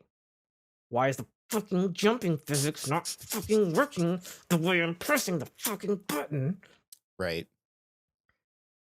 You know, and this game's 5 years old, so they've had a chance to patch it too, since I played it back in day one, and it's like, okay, so, you know, my experience through Sonic Forces was amazing. You know, the graphics and the music and the speed at which the game runs have never historically been a problem for Sonic. A lot of longtime Sonic fans would be like, game's shit, but the soundtrack was dope. Usually that's how it goes with Sonic, at least lately. And I wouldn't even be that critical, even though I'm a diehard. And you know, Forces, you know, they're basically, to put a little history on it, they're basically these different eras with Sonic. There's the 2D Sonic games, which are largely and still considered some of the best. Then he entered the 3D era with the Sega Dreamcast with the Adventure series. And they only did 2 games in that style. And so, to just put a pin on this for other Sonic people, if you grew up with the Sonic Adventure games, this is a Sonic Adventure game. Okay. And for most people, they'll be like, really? Because they've said that before, and it was not, and it was shit, and we were lied to. Looking at you, Sonic 06 and Sonic Heroes. So it's interesting. So, you know, after the Adventure series, they went into this formula that, for better or for worse, was called the Boost formula. And what it was linear levels where you were running forward and you were generally moving through 3D space. And each game since Sonic Heroes got more and more like Sonic was just on rails, and occasionally you're pressing A and maybe moving the stick. Okay. So they just like kept reducing the controls and reducing the controls until Sonic Forces, where by the end of the game, they're like, oh, why are the physics not working? Oh, because you're not on a rail in this one specific section and it's not Right. programmed. The physics don't actually work. Which is why jumping is garbage in Sonic Forces. Sorry. And so what, at least on a core level, Sonic Frontiers does is it takes it back to the adventure style, where even though it wasn't necessarily open world, but they had like open-ish areas, and you had a very fine level of control on the control stick on Sonic, which I've always felt in a 3D space was always necessary and something that they just kept taking away from us Mm-hmm. because they're like, he's too fucking fast and you can't control him anyway. And it's like, okay, but, I'm going to juxtapose this to the Spider-Man video games, where the dream is you can control Spider-Man perfectly, web sling, Mm-hmm. and it took all the way from Spider-Man on the N64 all the way to 2018 by Insomniac to get that right and be like, okay, this is web slinging. It is perfected. You're swinging where you want to go. You're stopping when you want to stop. You are in control, really, for the first time, and we're letting you do that. Right. So what Sonic Frontiers does with Sonic, who is inherently a extremely fast character, is it's giving you the tactile controls of the adventure series with the only thing I could even compare it to is I'm in control of something extremely fast and I can go out of control, but if a good gamer, I can control this craziness that I can only compare to something like Forza Horizon. You've got a crazy sports car, you know the button that makes you go and you know what makes you slow down, and if you master that, you can have a really amazing driving experience, right? Right. And so for the first time in 3D Sonic, they have a Sonic that can go exactly where you want to go, stop when you want to stop, jumping physics that don't fucking suck, and this wild idea of a new game that isn't a clone of, okay, they're just doing Breath of the Wild like Halo Infinite did, or insert other games here. It is kind of its own thing, but when you look at it, it's like, okay, well, it is open like Breath of the Wild, and it's like, yeah, but that's about where it stops. Um, it reinvents, um, it reinvents a lot for Sonic because for the first time, number one, you have combat that Sure. beyond the other Sonics were is jump. And then when it became 3D, it was jump, and when you hit jump again, you homing attack jump. Right. Like jump That, dive. that's about it. I mean, there's a slide and a boost and a spin dash, but those were all things that had been inherently in Sonic.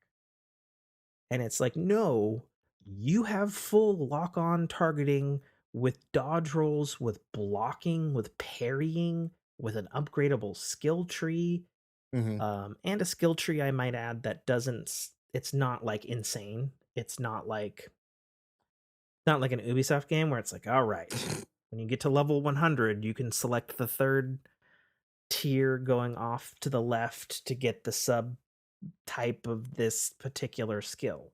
Like every skill in the game is like very purposeful. So your base combat when you start out is you still have jump and you still have homing attack. But now you have punch kick combo, you have left and right dodge, and then holding your left and right dodge, which is tied to the bumpers, respectively. You get a block with a chance to parry. And it's interesting because something that I've always particularly hated in games is the parry that you have to be like amazingly good at to get the fucking timing down. Oh, right. And so they did a really cool It's not a thing. rhythm game, right? Yeah. Um so they did a really cool thing where your parry time is infinite. But as soon as you've parried, your guard is down. So you need to re-parry again. Sure. And I was like, okay, that's an interesting solution. Um, and then from there, you get more moves. You get like ranged attacks. You get like crazy ass combos. Like you get all these things that you get to control for the first time in a Sonic game. And I say that as, there's been a lot of media with Sonic, and Hmm. inherently somebody who's crazy fast, and I'm as loath as I am to make this comparison, as a fast person like Flash, Right. they're inherently kind of cool in media and like comic books and stuff where they're like doing cool shit in slow motion and punching and fighting and all this sort of shit. But you've never been able to do that in a Sonic game. It's jump, homing attack, the Right. enemy is dead. Or it's a boss and you need to rinse and repeat until said dead. And it's like, and so for the first time now, it's okay, I need to run really fast from this thing because he's shooting rockets at me. I need to like dodge roll out of this way. I need to run up close. I need to do this combo and do this thing, which sounds crazy. It sounds insane, me saying it, because it's like, well, you don't do those in a Sonic game. Like, that's not a thing you do, like, ever. Well, in these, you do. And I feel they've made it in such a way that it feels good, which is weird for me to say since it is the first time they've ever attempted to put like proper combat into this type of game. And like, as much as I love Sonic Team, they don't get things on their first go generally. Right. So to have it be fast, fluid, functional, not suck, but also feel like you're Sonic and not just, oh, suddenly he's got like a weapon and he knows kung fu or some shit like that, but actually feel like you're the fast thing that I imagine in my head, like, oh, I should be able to do this and like do it fast and kick the shit out of this. And it's like, okay, well, you can if you get good at the combat system. And it's like, oh, well, that's kind of cool. I like that. That is inherently Sonic and groovy, and you go from, and the other thing is like they basically like wipe the slate clean because at the start of the game they take Robotnik out of the equation. And it's like, okay, you're not fighting Robotnik in this game. You're like, go Oh, on. okay. You're fighting weird ass alien robots that thematically, without spoiling stuff, are tied back to Chaos Emeralds. And if you've played any Sonic game over the years, basically the gist of the classic Sonic games is you run, you collect rings. Occasionally there's power ups. You go to a special stage. If you're really good, you can complete the game, get 7 of these Chaos Emeralds, and then at the very, very, very, very, very end of the game against the final boss, you can go Super Saiyan Supersonic, and Right. then kick the shit out of it with fucking superpowers, basically. Right. If I Every remember Sonic correctly, game. the Chaos Emeralds were always was the carrot on the stick for Yeah. in this case, for whatever your villain was, in this case Robotnik. He was trying to steal the Yeah, Chaos it Emeralds. was also the go-to plot MacGuffin. Oh, he's getting the fucking Chaos Emeralds Right. again to use as a Doomday It's weapon. the Infinity Stones, right? Yeah, I mean they are basically that, Right. for sure. And yeah, so thematically, it's like, oh, you're dealing with the race that made them Hmm. and their technology and what happened to them. And it's like, that's interesting as fuck to me as a longtime fan who's like, where did they come from? Right. Knowing full well that they detailed them in the Archie comics that is now no longer canon or recognized by Sega, but has never been answered officially by Sega, and now is. So it's like on the surface, it's like, okay, that's kind of like a simple mechanic, but like for longtime people like me, it's like, yeah, I'm in. Go on, give me this data, please, thank you. Um, and like I said, the classic thing in the Sonic game is to run fast, reach the end of the stage. That's that's it. And occasionally you'll And get Chaos Spinny Boy Emeralds on and top of the boss. Yeah. yeah. And now you don't do that. Oh, that's it. So I'm out. uh, You lost me at that point. Sure, and some That's the. I Sonic mean, fans will probably honestly, be like, I say that jokingly, and this I is say that too a little bit tongue in cheek because that's the only Sonic I know. sure. What's funny though is so you still do that Oh, I saw. sometimes Yeah. in the game. So the game is broken up as such. You get thrown into an island that you don't have a map for, although there is a map screen. Hmm. Um, there are enemies to fight that drop a gear thing Okay. that you can then take to a podium thingy that I don't know what to call them. Because that's the other thing that's weird about this game is it's ambiguous about things. Okay. It's like collect this thing, It's kind of. go It to feels this kind of thing. fetch questy. You know, it does, but at no point like on paper, it's fetch questy. Hmm. In practice, um, It's it, complete your levels and unlock new it's zone. the most satisfying progression I've had in a video game this year. Um, and it might not be for everybody, and I understand that. But for me, being a varied gamer and a Sonic fan, like it feels so good every moment to moment to moment. And with very rare exception does it be like, oh, I didn't like that, or oh, that, you know, level or thing that I did sucked or was badly designed or Right. something like that. So you get these gears, you go to these podiums, and you get thrust into what they call cyberspace. Don't know why, but that's what they fucking call it. And then those stages are like the previous Sonic 3D Sonic games, the boost style stages. Sure. And then completing them, you get certain objectives, which are classic objectives for any Sonic person going into the modern age from classic to complete the stage with 50 rings. Complete the stage in under a minute and 30 seconds. Complete the stage while getting all of the special red rings, of which there are 8 of them. You collect all of them, you get vault keys.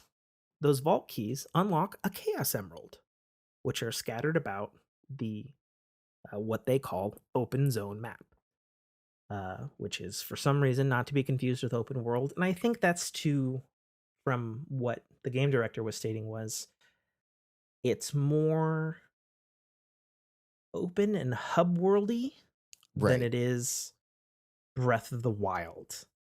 Right. And It's the still comparison, kind of. It's not really on rails, but it's kind of hallwayed. no, Okay. no. The comparison I'm going to make is Halo Infinite. Okay. Like, they have a big ass world. Hmm. I would not necessarily call it open world. Sure. Would you agree? Sure. Yeah. So think Halo Infinite's map, but there's 5 of them. Okay. That's what Sonic Frontiers has to offer. Okay.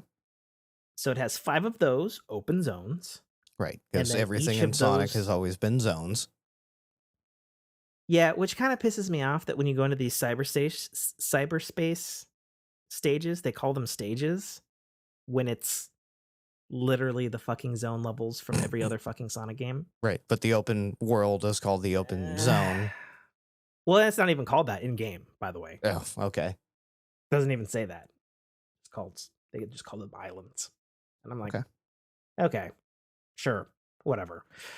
So you have these 5 islands, and on each 5 islands, you have these portal things that go to 7 cyberspace levels, which are in the style of the modern Mhm. boost age era Sonic. And if you're good, you can get enough keys. You take those keys to different places around the open zones to unlock Chaos Emeralds. For the first time, Chaos Emeralds are used all the fucking time in the game Okay. rather than only at the very end. So they've actually kind of Um, become Infinity Stones. yeah, like, so the basic cycle is you do the cyberspace Hmm. stages to collect Your these vault chaos, keys yeah. to get the Chaos Emeralds, of which there are always 7, because that's what it is in Hmm. Sonic. Um, once you've collected all of those and have figured out where you need to go on the map, which is another mechanic that I'll get to in a second, you go and fight a boss. Um, and the boss always has the 7th Chaos Emerald.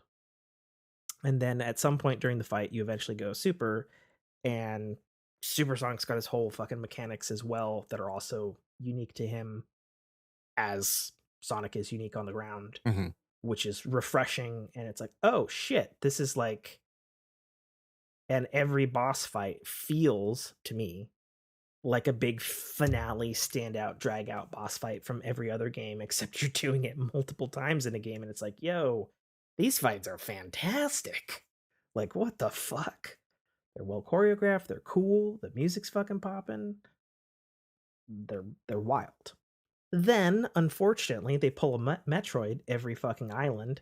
Sonic goes next island, gets shot by a fucking laser, Chaos Emeralds get scattered. You rinse and repeat. Oof. Okay. Now it's like, at first, when I first lost them, I was like, that is horse shit. Fuck you. I don't like it. But then I was like, but I like everything else about the game. So it's like, all right. So by the time I got to the third island, it's like, yeah, third island. I'm going to lose my Chaos Emeralds, but I'm going to fucking find them again. So in that sense, and only that particular sense, it gets repetitive. I would say that that is one of the few things in the game that is genuinely, what's going to happen. It's going to happen 5 times. Buckle up. Right. But in between getting to the boss, there are like a just scattered throughout the entire these open zones. There's tons of little. I'm hesitant to call them. The game calls them challenges, but I consider them more like Sonic speed micro mini games and or puzzles. Um, because all of them can be completed in like a couple of minutes each, because you're Sonic and you can naturally do things fast. And so there's an interesting thing where there's puzzles in the game, and a lot of people will be like, "Oh my god, a Sonic game with puzzles." To which I would say, "Shut the fuck up! I've been playing these games forever, and you clearly don't remember the Sonic Adventure games, which had fucking puzzles in it. You idiots." So I would say they're on akin to Sonic Adventure style puzzles, except there's a lot of them, Okay. but they don't suck. The puzzles rarely repeat themselves. Like that would be, for example, to use Breath of the Wild as a reference, they have like 150 micro dungeons.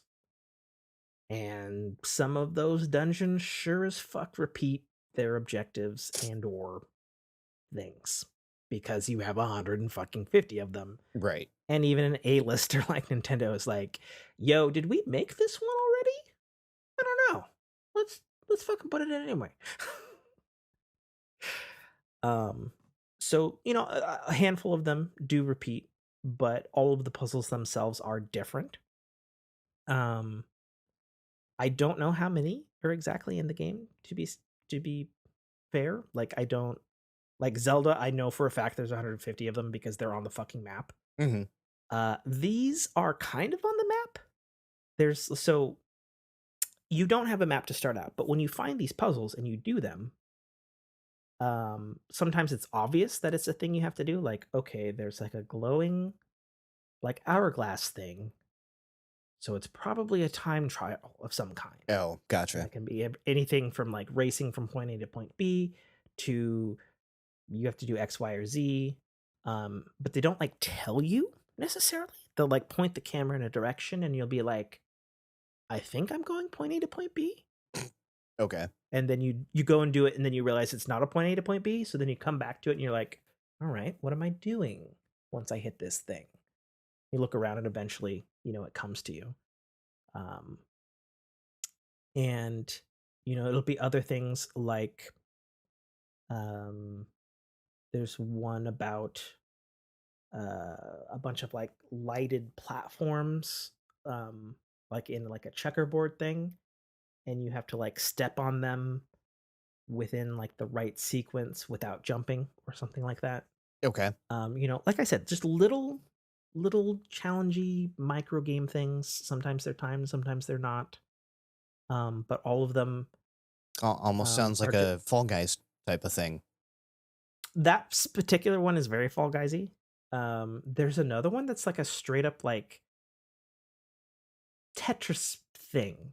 I just encountered it just today where there was like these blocks and they were colored, and I was like, these motherfuckers look like Tetris blocks.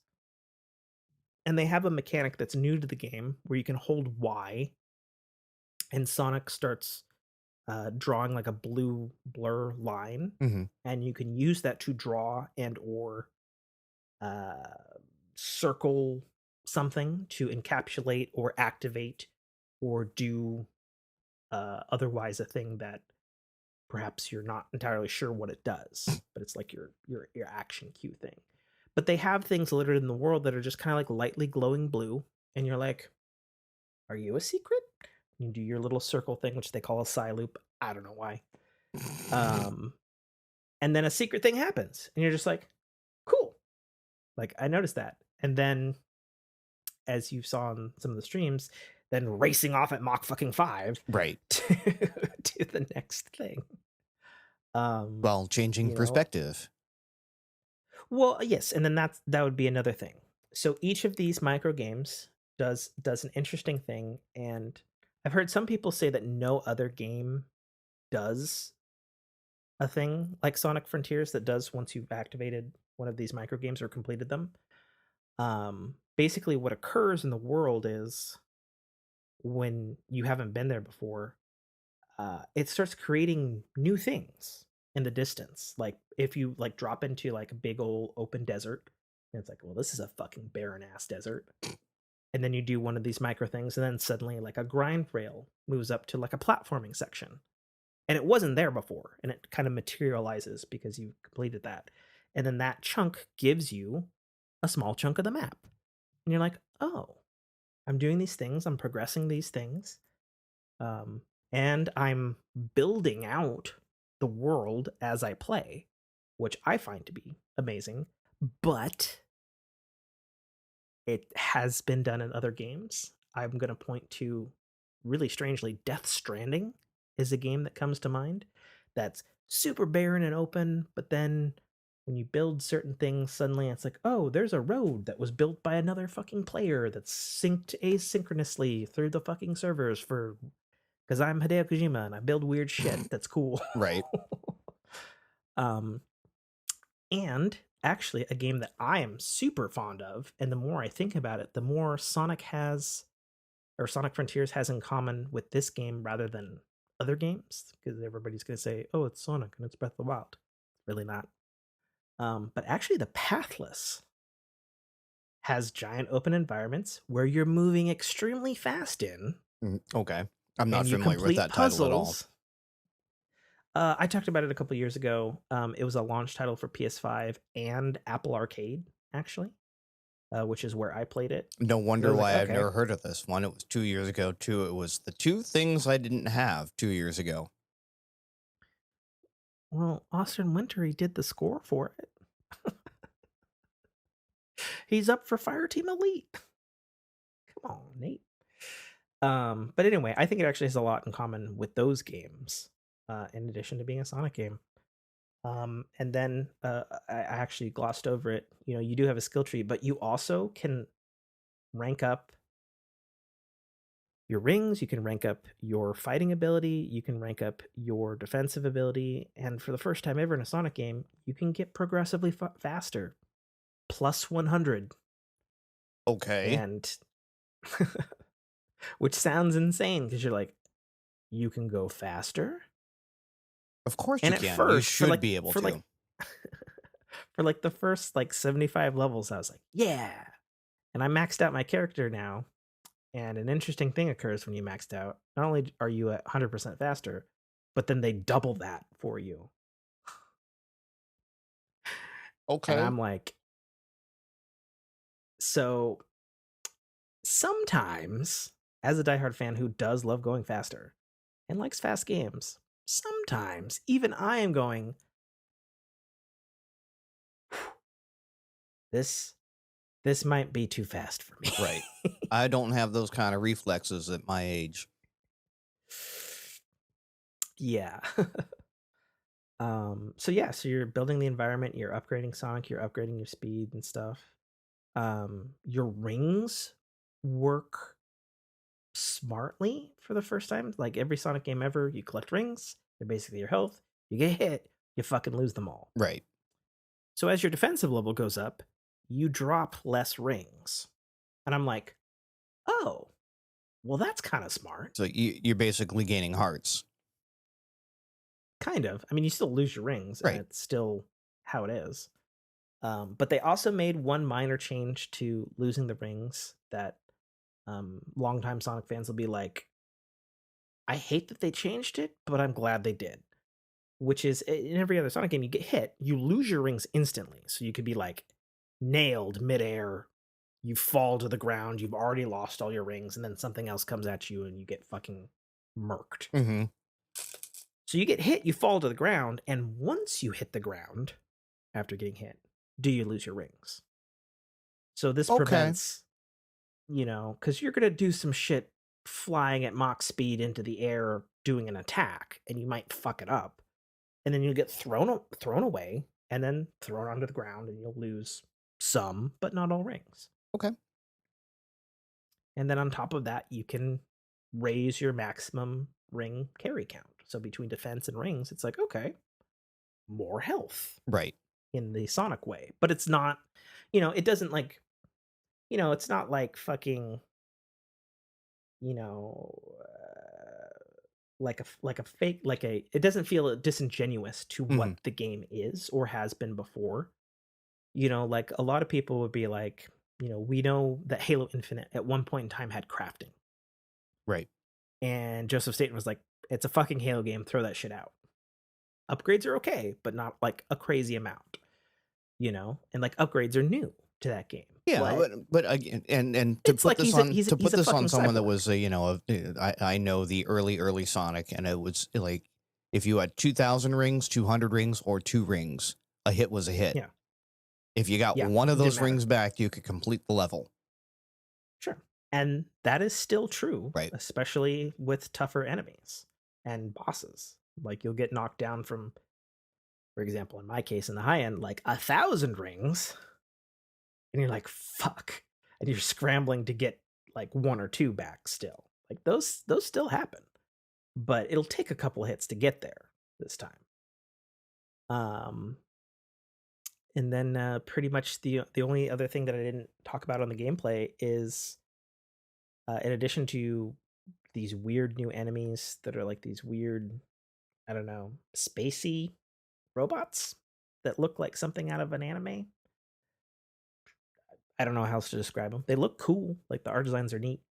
They also have these other like kind of like world mini bosses, and they're like giant, Hmm. and you like scale them through very Sonic methods, which gives me a little bit of a Shadow of the Colossus vibes, where it's like you're itty bitty versus giant big thing. You fight the big thing, you kill the big thing, and it's like, okay, that's cool. I'm always down for that. Um, music's top notch. But the one thing that I wanted to center on for Sonic Frontiers that I feel hasn't existed in a Sonic game in a really long time is it's really polished. Like all the problems I was talking about Sonic Origins and Sonic Forces and the other Sonic games where it's like, oh, my fucking physics break. Or, oh, this or that. It's like, okay, I can run from point A to point B. I'm not going to clip. I'm going to go where I meant to go. The game didn't lock up. The physics didn't break, you know? Or like another one that particularly annoyed me in the prior games would be you're going like crazy Mach fast, and then you just fucking fly off the stage and die for no fucking reason. Right. Um, I won't lie, like it's not perfect. It has happened to me a handful of times where I will be going Mach 5 and doing whatever on a rail to a thing to a spring, whatever. But I feel as a whole like the glitches and just whatever technical polish or limitation that was holding back some of the other titles in 3D, it's just not here in this game. Um, Digital Foundry did a very good analysis on the game, and yes, stuff from previous interviews and previews about your running and certain things, not everything, but the pop in is unfortunately at this point in time with a day one patch a couple weeks into the game. I don't know, there's no other way to sugarcoat it. It is the worst pop in of any modern video game. I mean, at least until this Friday, because Pokemon Scarlet came out, and apparently it is a fucking train wreck with trees not working, collisions. The game crashes, and we're living in a crazy topsy-turvy world where Sonic the Hedgehog has the most successful Hollywood movie series there is of video game adaptations that are beloved by fans. Sonic has a 3D video game that performs better, doesn't crash, and isn't generally broken, where a Pokemon game, a mainline Pokemon game, is crashing switches. I watched a GIF on the way over to my in-laws today where somebody threw a Pokeball, which is a animated cutscene in game. It dropped to 2 frames. The town that was behind it glitched out of existence. It screeched to a halt and then chugged, capturing a Pokemon. Wow. This is an action that happens in Pokemon Go on your fucking phone. Right. And this is a mainline AAA Pokemon game. Yeah, like I think the only issues I witnessed you have were some, I guess, targeting things. No, okay, so I'm glad you brought that up. So Sonic, since he went 3D in Sonic Adventure, when you jump and then you jump again, it's a homing attack. Right. You could never, ever, ever control where the fucking homing attack went. God fucking bless you if you probably did a speed run and you homing attacked something you didn't fucking want to homing attack, and it fucked up your run, or it killed you and you had to start over. Because I've never been there. Yeah. I saw it quite frequently. So for the first time ever, you do have proximity targeting, but with just the light movement of the stick direction on the left, you can change it. Mm-hmm. And when you're going at Mach 5, that light movement and not a like a dedicated button to toggle between different enemies, right? It just cycles through in a loop like a lot of games do. It's awesome. So like for the first time, like it could be like, oh, it's targeting this enemy close to me. Let me just push a little bit more. And I know for a fact, because the game is coded very well and it's not glitchy, I'm going to go to the next enemy beyond it. Right. And I'll see that because I'll see the reticle move like as I move, which goes back to that granular control that you have of Sonic for the first fucking time. Right. And really ballsy of Sonic Team. If you don't like any of this stuff, in the options, you have full sliders to control your jump physics, how fast it is from initial run to full speed to burst speed Sonic moves, turn radius, lock-on time, like all kinds of parameters that would normally be like a mod Mhm. in a PC game. I've been playing on defaults perfectly fine this entire game, and I fucked with them for the first time the other day, and I was like, okay, I could see where maybe like a younger person, like a kid might be like, oh, this is too fast. Sure. I'm gonna crank down my starting speed to slow as balls to really, really, really gradual speed up, and I could see how adjusting that would help somebody like that. I don't need that Right. because I play balls to the wall because I'm a Sonic guy.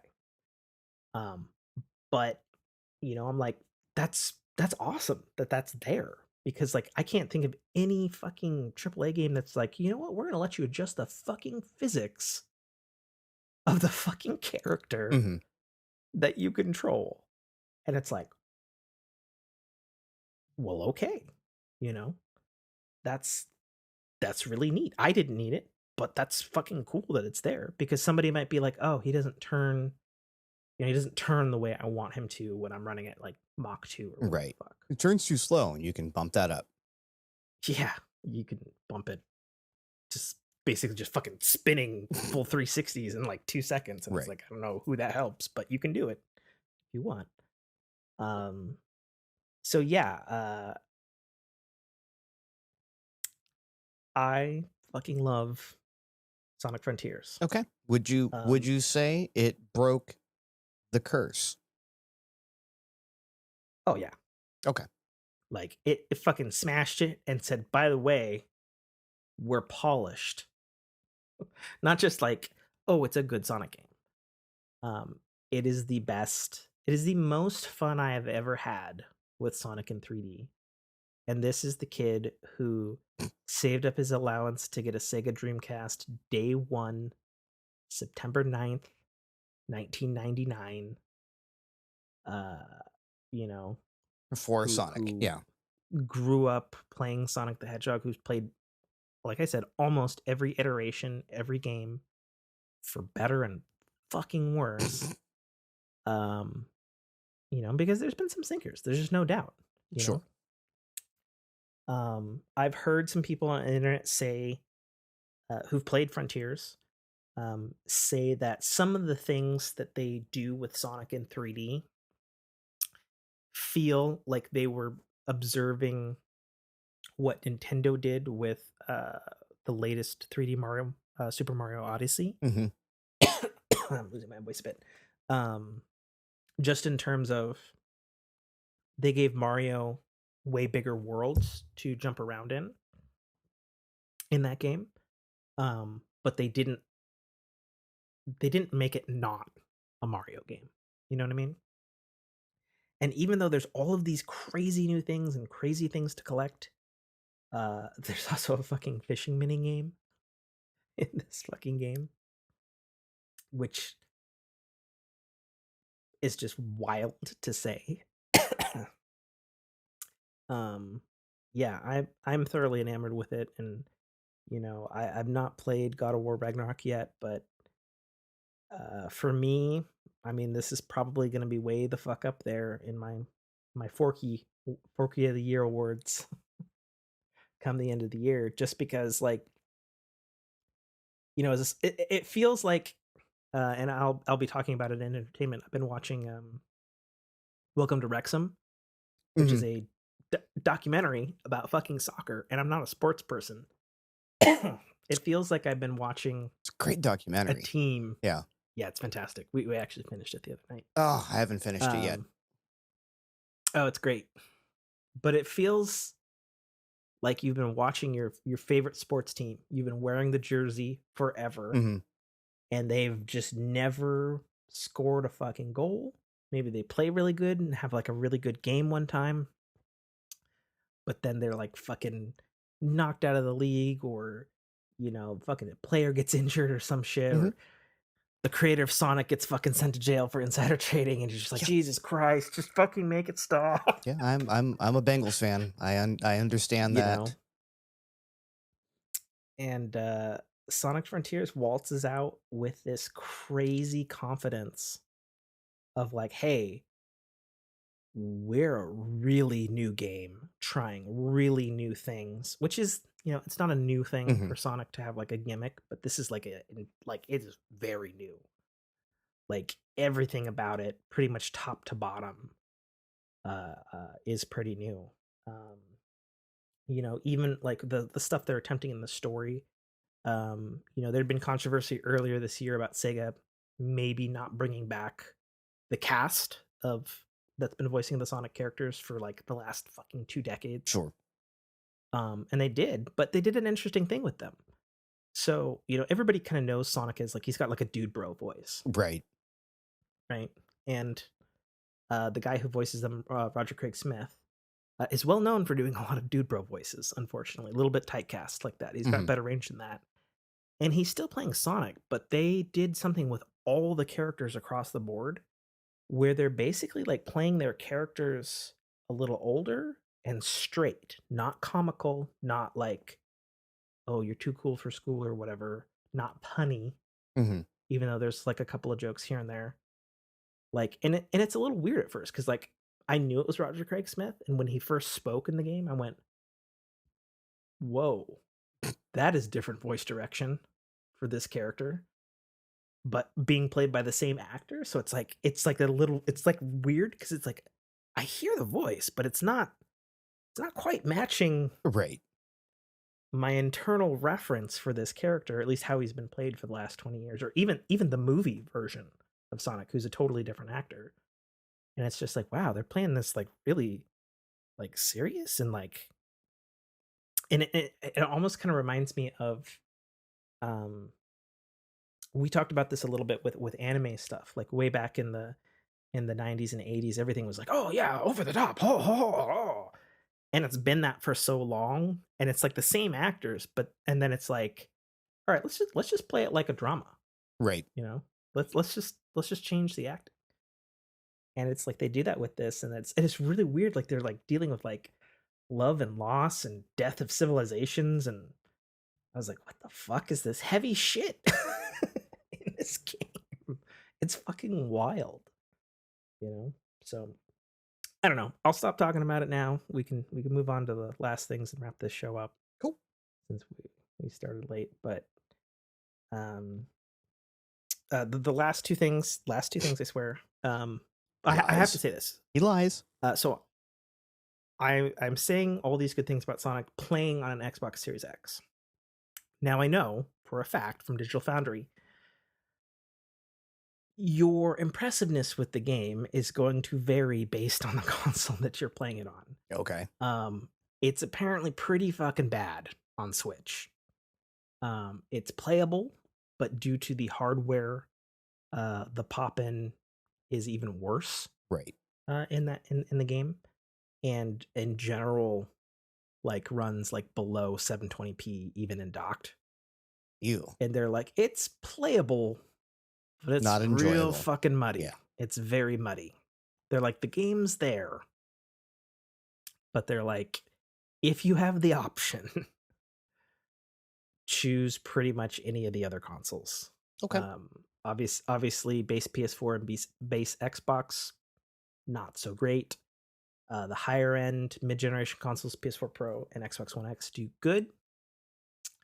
And then of course, mid-spec and high-spec PC and high-end consoles do best. Right. And pro tip, it's super weird.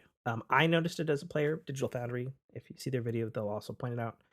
The game starts like when you boot the game, it starts in 4K 30. Sonic is not a fucking 30 frames a second game, and that feels fucking weird until you realize you can change it, and you change it to 60, and you're like, okay, there we go. And Yeah, still keep 4K? much better. So not unless you're on PC. a proper full end PC. Okay. On the high end consoles, it's a weird high end like 1800.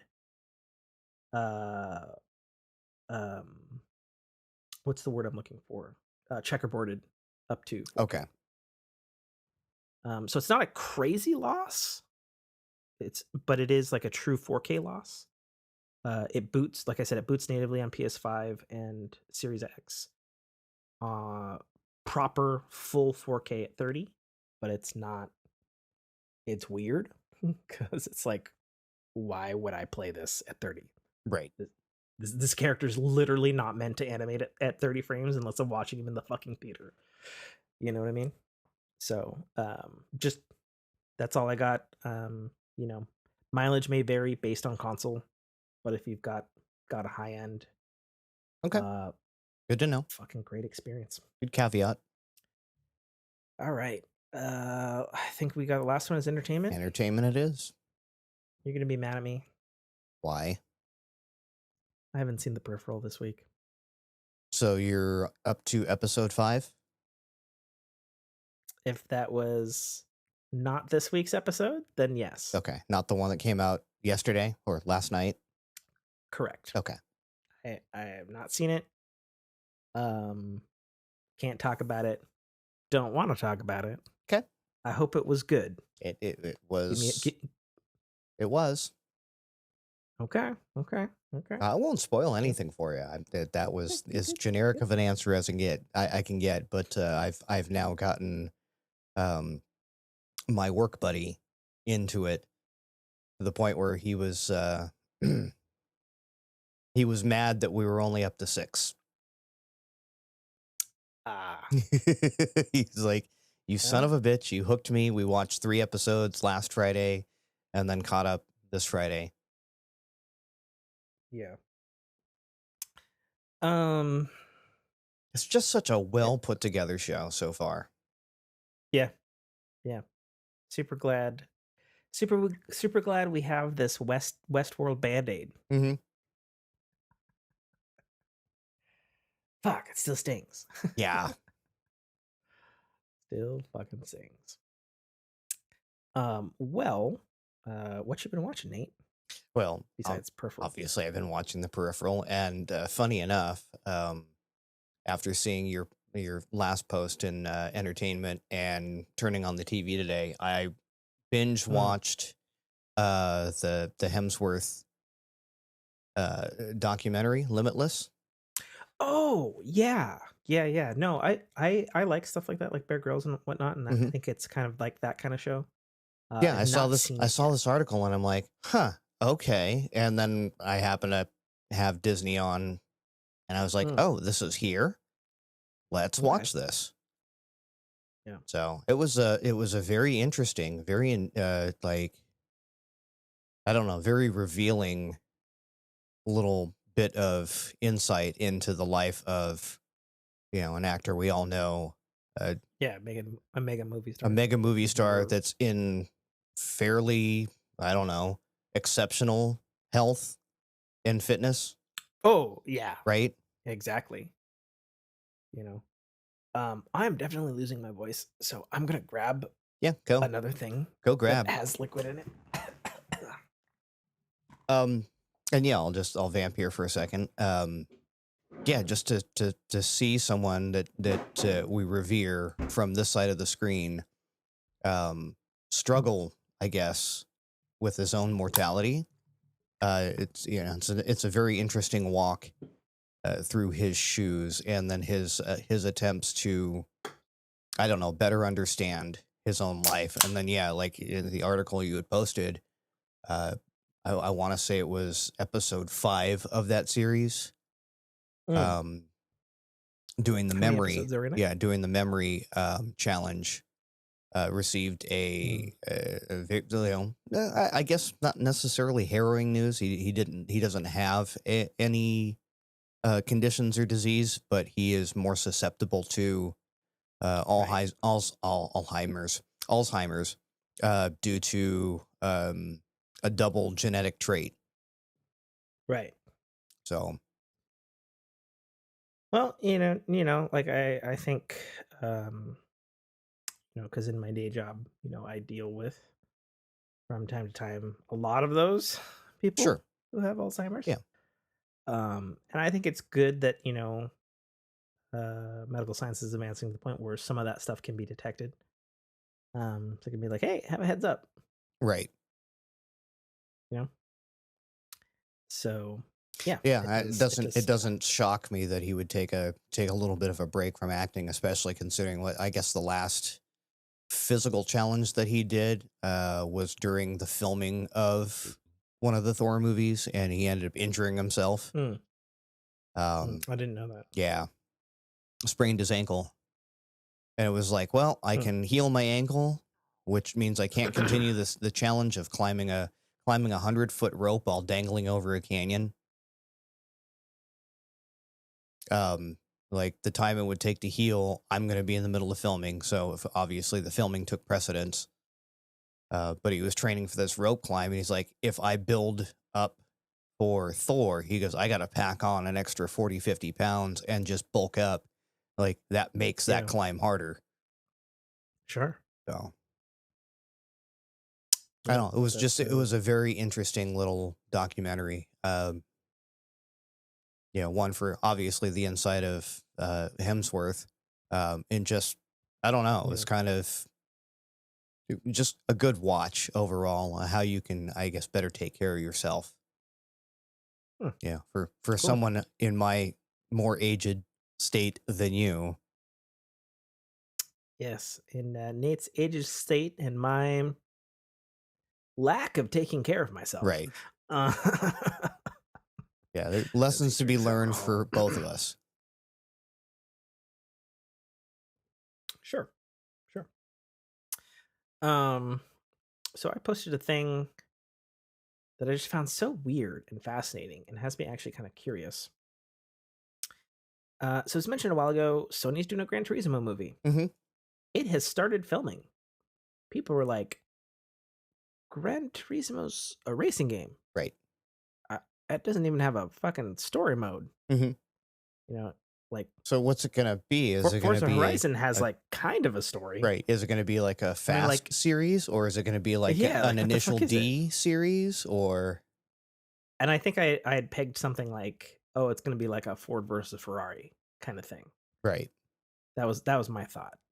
Turns out the truth is much stranger and more interesting. Okay. So it's going to be a docudrama. And I was like, what?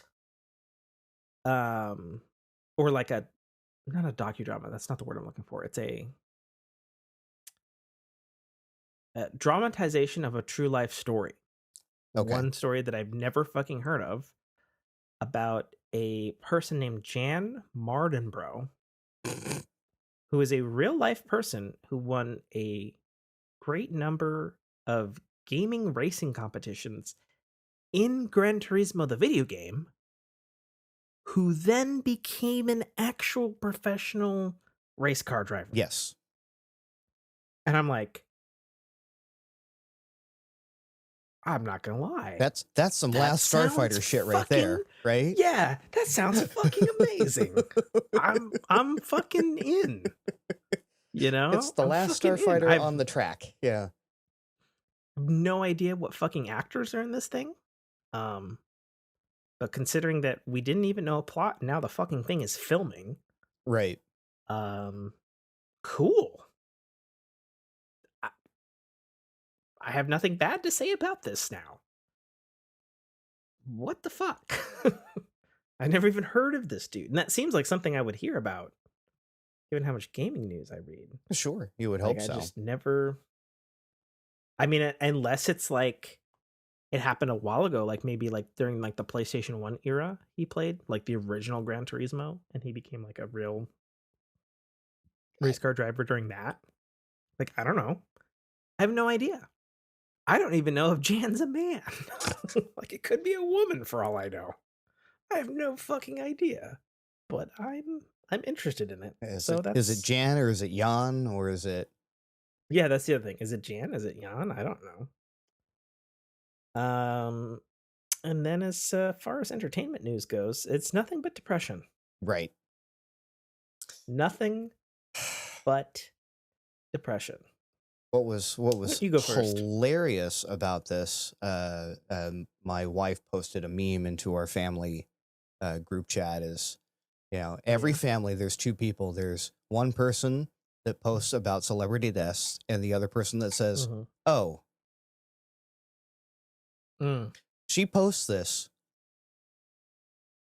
20 minutes before you post about the passing Yeah, I of saw that. a legend, Kevin Conroy, Yes. Yeah.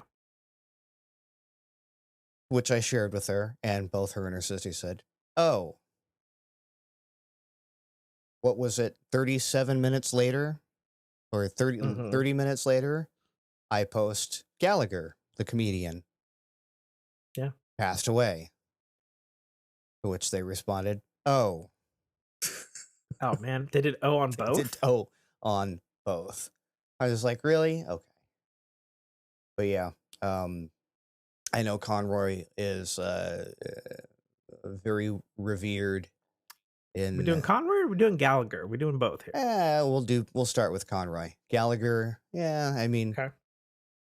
I've seen Gallagher. yeah, so have I. Um, yeah, came local fair, smashed his watermelon right in my Yep. face. Did Did some jokes. did you have your sheet of plastic being in the front row? Fuck no. I didn't know that's what he was gonna do. How did? Well, okay. Yeah, I guess if you don't I know who didn't Gallagher know. I is, was like, it like a doesn't it young, doesn't take a whole probably lot of like a time to preteen. figure out. Yeah, I was like a preteen, I think. yeah. I was like, what the fuck? What is happening? You have my attention now, madman, Yes. with the fruit smashing. But yeah, Gallagher. 76. 76. So I woke up Saturday morning, November the 11th, to text from my best friend, business partner Brock, Mm-hmm. who uh, was off visiting his family, and he's just like, "Bro," and I was like, "Thanks a fucking lot, asshole. My whole fucking day is ruined."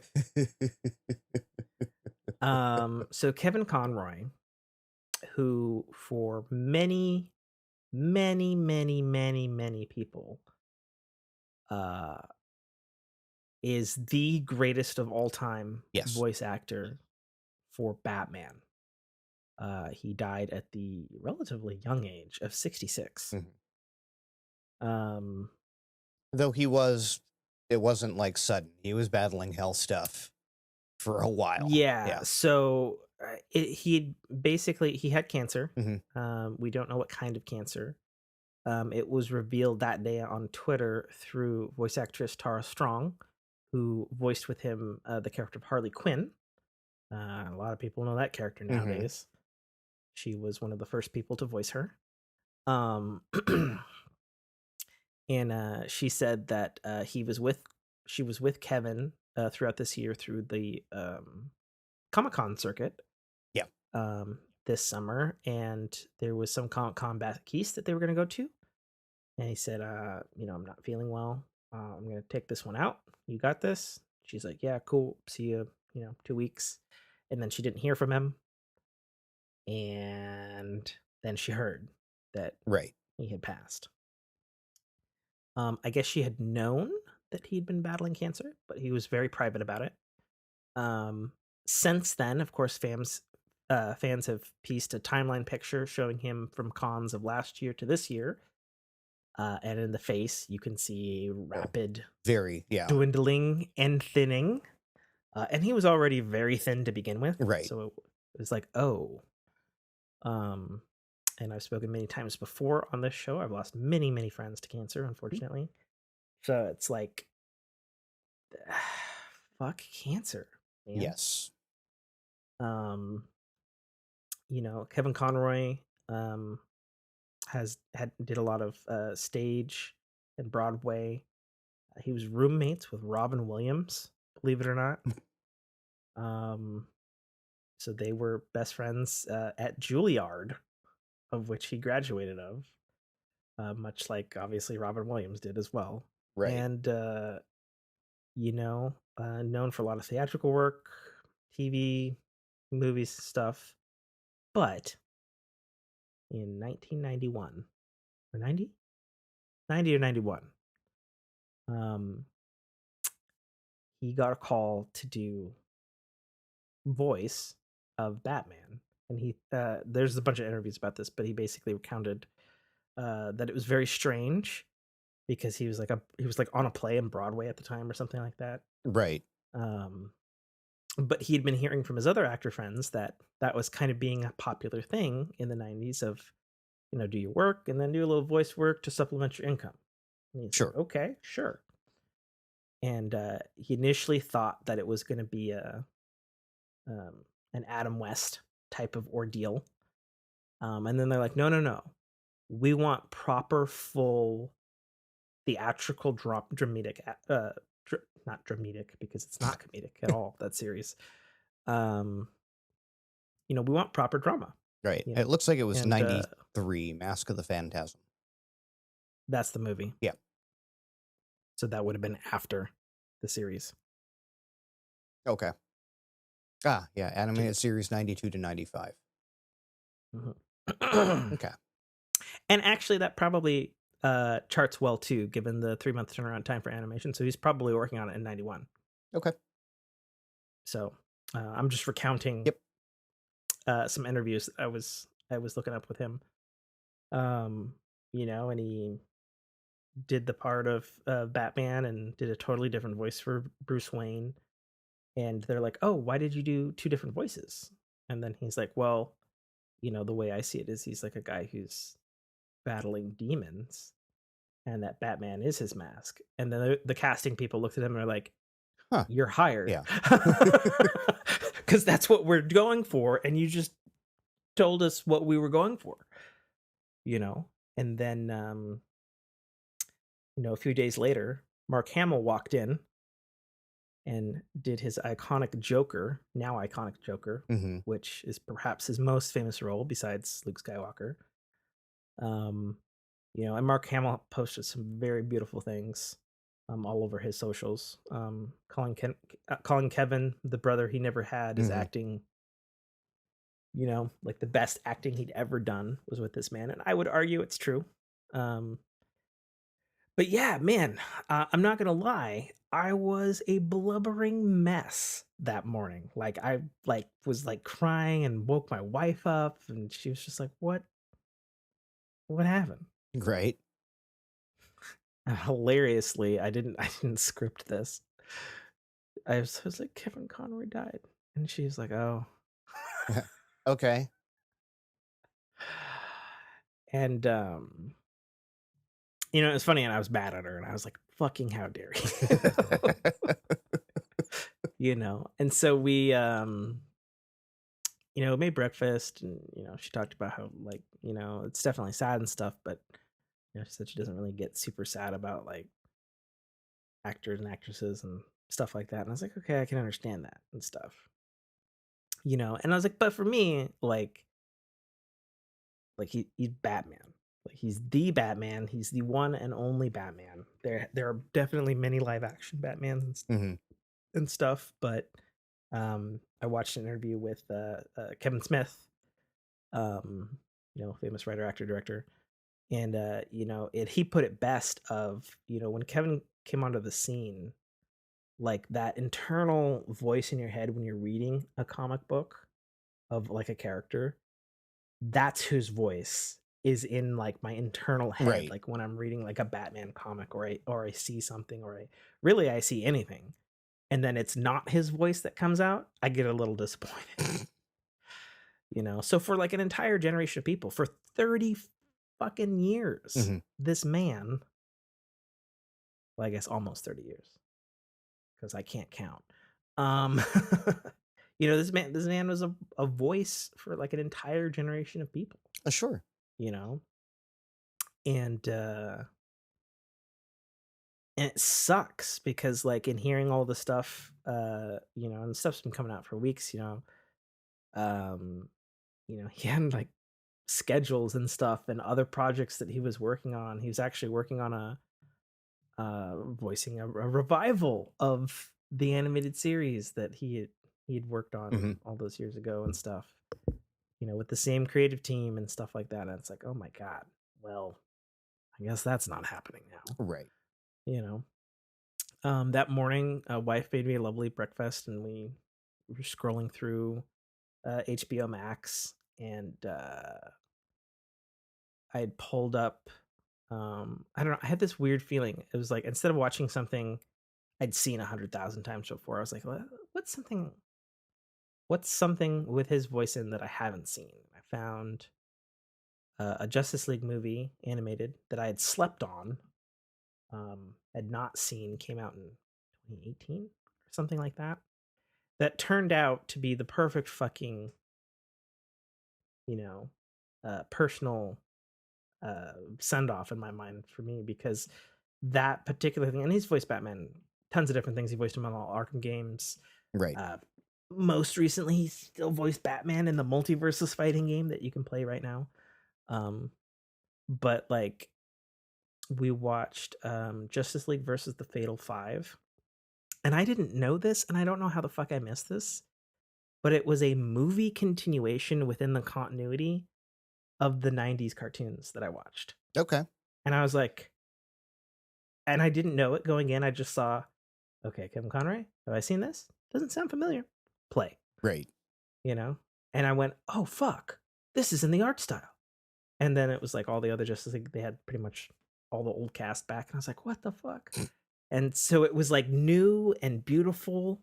And it was like, it was really powerful, you know, for me. I mean, obviously, you know, it was a script, it was written a while ago, but it was like, it was dealing with a Justice League with a new Green Lantern.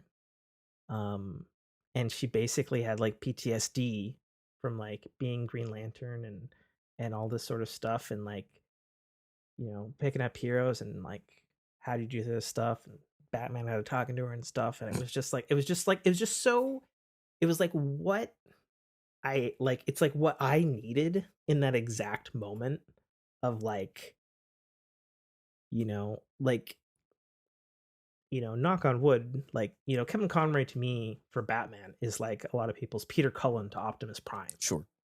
You know, and Peter Cullen's up there in years. So like, who knows how long we'll have him as Optimus. Right.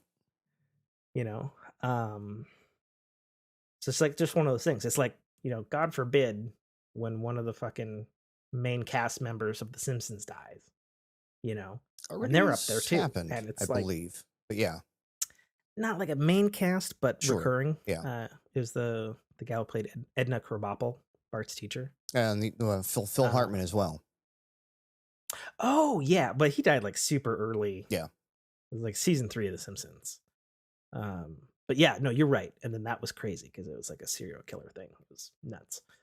But it's true. Like it just sucks, you know. And it's one of those things of like, you know, for people, or at least people like me, you know, and others, you know, it's like, how much can a voice like affect you, like, you know, not just like on an emotional level, but it's like, you know, the power to have that kind of effect through acting, through something that, you know, will go on in history and be remembered, and even like retroactively, like the dude was dead. And I was watching something I hadn't seen, and it was just like,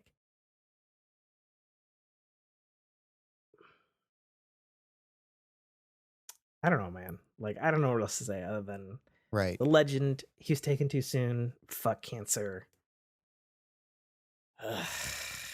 Yeah, and it gets into something we were talking about a couple of casts ago. Like, do you let him live on through AI and sampling, or do you just cut bait and start a new era, right? I don't know. I mean, you know, I've talked about this a lot. My buddy Brock, who, I mean, we grew up with Batman the Animated Series. Like, that was the shit. And still is the shit. And one of the few cartoons that have won multiple primetime Emmys. Like, that's fucking nuts. Because it doesn't happen in animation to get that recognition.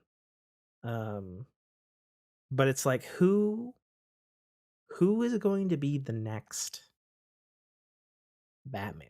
Sure. Like who, and at least in the voice, because obviously, we've got Twilight Sparkle Batman in live action now, and he's good. Sure. And it's the fridge. Classic. It is 1 a.m. Yep, it's that time, kids. Yep. It's our internal alarm that we've gone over. Hey, we started late. Although we're actually a little under for our type of Yeah. podcast that we do. But that's fine. We won't go. Yeah, I mean, it's one it's like, thing to have the visual next? medium. Like we're still contemplating, who the next Heath Ledger's Joker is going to be. Sure, because Right. it hasn't happened yet. It hasn't happened. I don't care. Right. Exactly. Yeah. Joaquin Phoenix and what's his name? I can't even think of his name anymore. The guy in the Batman? No, is he the one that was with Harley? I don't know who you're talking about. Oh, Jared Leto. Thank you. Yeah. No, terrible Joker. Yeah. Not Joker. So, but no, there is a new Joker in the Batman. but is he going to be the next Heath Ledger Joker? Like, nobody knows because he Right. got like 2 minutes of screen time. So, And as they were referred to later, they called him a proto Joker. He's not quite the Joker yet. I was like, okay, sure, whatever. Yeah, when you have someone that embodies the character so well, and that they just become the character. Just again, Cullen is always going to be Optimus to me. If they would have done the Transformer movies without him, it would have been like, meh, okay. Robert Downey as Iron Man. Right. Like, at some point, it's going to be a James Bond situation with Iron Man. Because he does always come back in the comics. But it's like, fuck, dude, how do you follow that up? Right. You either go in the totally other direction or you find someone who has that just fucking star power. It's like that unquantifiable ability to do something and do something so well. And the difference between that is obviously when you're a voice of a character, you're essentially ageless. Sometimes. Right. Sure. So there's a certain level of longevity that you can get away with that obviously Robert Downey could Robert Downey as long as he can Robert Downey. He's going to look different over the years. Yeah. Yeah. But yeah, I don't know. It begs the question, because there's been a bunch of other animated Batman voices. Sure. But it's like none of them are the voice. Sure. And it's like just like none of them are the Joker. Like that's going to go with when Hamill goes. They're gonna be like, oh, we lost Luke Skywalker, and a bunch of people are gonna be like, we lost the friggin' Joker. Fuck you. Right. Yeah. And it's like, and he's not necessarily everybody's Joker. I know a lot of people, Cesar Romero. Sure. That was their Joker and will forever be their Joker. Time immemorial. But it is curious to me, like, all right, well, who's the next one? Right. Is it going to be something totally new and fresh? Is it going to be in a similar style but a different actor? Or is this a, look at it this way: Mickey Mouse, right? Mickey Mouse is Mickey Mouse is Mickey Mouse, but he's been played by 3 people, and they are crazy similar, but they are different human beings, right? And meanwhile, I watch kids programs with my children, and we've been watching Paw Patrol, and I think they're on 8 seasons now, and they've had character turnover like crazy. Sure. And you can tell. Yeah, because they don't want to pay the same voice actors because they'll want more the next season. Yeah, and a lot of them are kids. So, which, obviously. I didn't know that. Yeah. I've never seen it. Yeah, a lot of them are kids. So you expect that, puberty ruins that gig for them, let alone schooling, aging up in general. But yeah, Yeah. like there's been a lot of cast turnover on there, and it's like I'm used to the first 2 seasons, and then we just watched the most recent one. I'm like, none of these, they don't even sound close. Hmm. So yeah, you could get the consistency of a Mickey Mouse. You can get, even to a certain extent, the new editions of the Looney Tunes. Yeah, I mean, there's another scenario of finding people that are doing an iconic voice. Right. Sesame Street, same thing. Same as, same thing. Sesame Street, Looney Tunes, Disney, or at least like Mickey Mouse, Disney stuff. But there's also been cases where people do something new. Like there was I don't remember the name, but it was the dude who was Scrooge McDuck for like ever. Yeah. Like he literally played it till he was like 97 or something. And then new DuckTales came out, which I originally thought was sacrilege, but the show was fucking fantastic. Hated the animation style. Yeah, it took some adjusting, that's for sure. I don't think the animation sucked, but the style was definitely extremely jarring compared to the 80s one.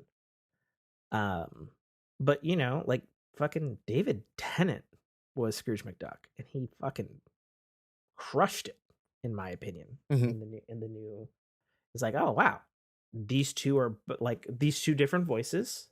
They're similar, but they're so really different from each other. But they can both exist in my headspace as Scrooge McDuck. Sure. And it's like, okay, it could be a scenario like that. It's hard, and I think it's also hard because like you never know where you're gonna find your voice. Like I actually watched a documentary of the guy who's currently playing Mickey Mouse, and he sold like insurance or some shit in like Wisconsin. Super boring job, like just like a thin, bald dude. But he did a spot on Mickey Mouse impression. Never done any acting, just screwed around in the mirror. And there was some friend said, oh, I saw this open edition online. You should go for it. And it went from him down to 5,000 people, down to 3, down to him. Right. Like, and he's the Mickey Mouse guy. It was an interesting little documentary because he's like, yeah, it was wild. And I was talking to my wife, and she's like, because the ask was, if you want to be Mickey, we need you to move like within 5 minutes of the studio because you got to do toys, you got to do everything, and we need to have access to you not being in Wisconsin, and it's like a 3-day turnaround time just to get you in the studio. Right. And he was like, I don't know. And then his wife was just like, are you stupid? We're moving. I'll find a new job. Right. It could be a situation like that. Or it could be another guy like Kevin Conroy who's like a full Juilliard trained fucking up the nines, arguably one of the best acting schools in the world. Like he knew his craft and he honed it before, he ever even touched voice acting. It could be a fellow like that, Hard to say. Hard to say. But yeah. Pour one out for Conroy. I've poured many ones out for Conroy. Sure. Might do some after the show tonight. Now that we've dug up that wound. I mean, it's gonna be fresh for many years still. Okay. I think. Going to some stuff that I watched before we clear out and end the show. Mentioned it earlier. Stumbled into Welcome to Wrexham, which is a docudrama, real life stuff with Ryan Reynolds and Rob McElhenney, obviously of Deadpool and Everything Sunny, or It's Always Sunny in Philadelphia fame, who during COVID decided that they would buy the oldest English soccer team. Practically sight unseen. Yeah. Sight unseen. They just had an itch. Never met each other. They don't even. Yeah. Never even played soccer. Right. Or football. The two of them never even met each other. They knew each other. Yeah. Through Twitter. and they slid into each other's DMs.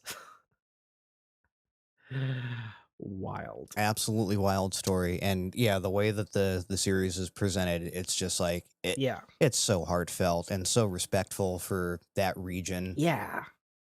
Like, I think the thing about it is, it's about a soccer team that's been down in the mud for over a decade. Hmm. The worst performing soccer team that is still viable in the National League Right. before being demoted elsewhere. Relegated. We're talking players. Yeah, I was trying to put it into kind words for people who don't know sports or have watched 18 episodes of a docudrama Oh, no, no, series no. learning things Yeah, about soccer. you'll insult anyone that does know soccer. Yeah. Did they listen to our show? You never know. They don't anymore. Thank you very much. I'm talking about a fucking soccer docudrama that's making me love soccer. Okay. What's not to like? But yeah, no, the way the docudrama is filmed and shot, just the most heartfelt stories from the town. Funny real life talks with Ryan Reynolds and Rob McElhenney. Amazing sports shots, just amazing cinematography, beautiful music. What a fucking show. I gave a shit about football. By the end of the series, I was like, I don't know what the fuck offside is, but it's horseshit. Like, what the fuck? I downloaded a Football Manager game on my phone. I haven't played it yet, but I did because this series. Yeah, no, it's and again the footy, like I've got my sports fandoms, and they're tied to cities and regions, but not to the extent of some of these soccer towns. Like the reason the town exists is because the stadium is there.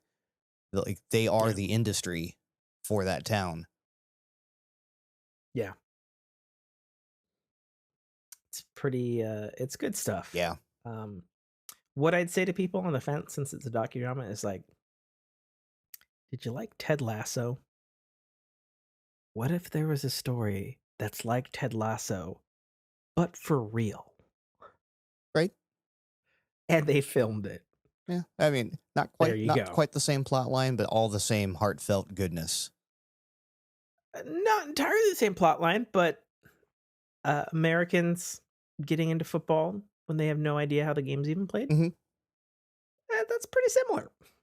Pretty similar. Super cool. Fantastic show. Yeah.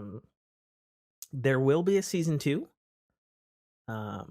People are assuming, since it is a docudrama and they are currently playing their soccer football season right now. Right. People are assuming probably August is when the docudrama for us who are watching it on streaming. Yeah, it depends on how quick they can churn out edited the docudrama. Yeah. Edited content. Yeah.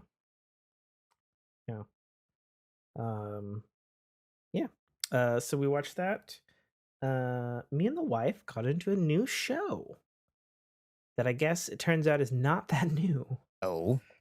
Like, the show's new, but it's based on something that's been done many, many, many, many times in TV and movies. So we're watching Showtime's Let the Right One In. Okay. Not familiar with it. Yeah, me neither. I mentioned it to Brock the other day, and I didn't know its history, and he did. He's like, "Oh yeah, I read the book, and some of the miniseries were good. A couple of movies sucked. There was one movie that was good in like 2006," and I was like, "How much shit has been done on this thing?" And it turns out Quite a bit. Okay. Yeah, and some good, some bad. But apparently, it's based on a book, and the gist of the story is, a father has a 12-year-old daughter who gets bitten by a vampire, and she gets turned into a vampire, and it's the lengths a father will go to keep his daughter alive. Because I guess in this universe, his vampire daughter can only have fresh blood, or if it's come from a human, like within an hour, or it goes bad. Gotcha. So Or no something like no that. robbing the blood bank and Yeah, all that gets tossed out. gotcha. So, and the TV show picks up with the first episode and trailers. So it's not too much of a spoiler. They've been on the run for 10 years. They have returned to, I guess, their original home city, New York, because there is a string of murders that, based on everything that the father's been going through in keeping his daughter alive, he's hopeful that it's a vampire because they've never been able to see another one since she was bitten. And so he's looking for a cure. He's looking for answers. Sure. And so they move back to New York to find that. And he's murdering people to feed her. And of course, he moves right in an apartment right next to an NYPD homicide detective. Of course he does. Show ensues. Almost really sounds good. loosely like, I don't know if you ever saw the Santa Clarita Diet. Oh, I did. Right. Yeah. So yeah, great show. Similar premise. Yeah. Except this is not a funny show. Right. It's a very dark drama, very sad. This poor man and what he has to go through to keep his daughter alive is ridiculous. But it's a really cool show. Really smartly acted, smartly directed. It for better or for worse, it's one of those shows where every episode ends right when you don't want it to end, and the credits come up, and you're like, "Fucker! Next week, next episode, fuck."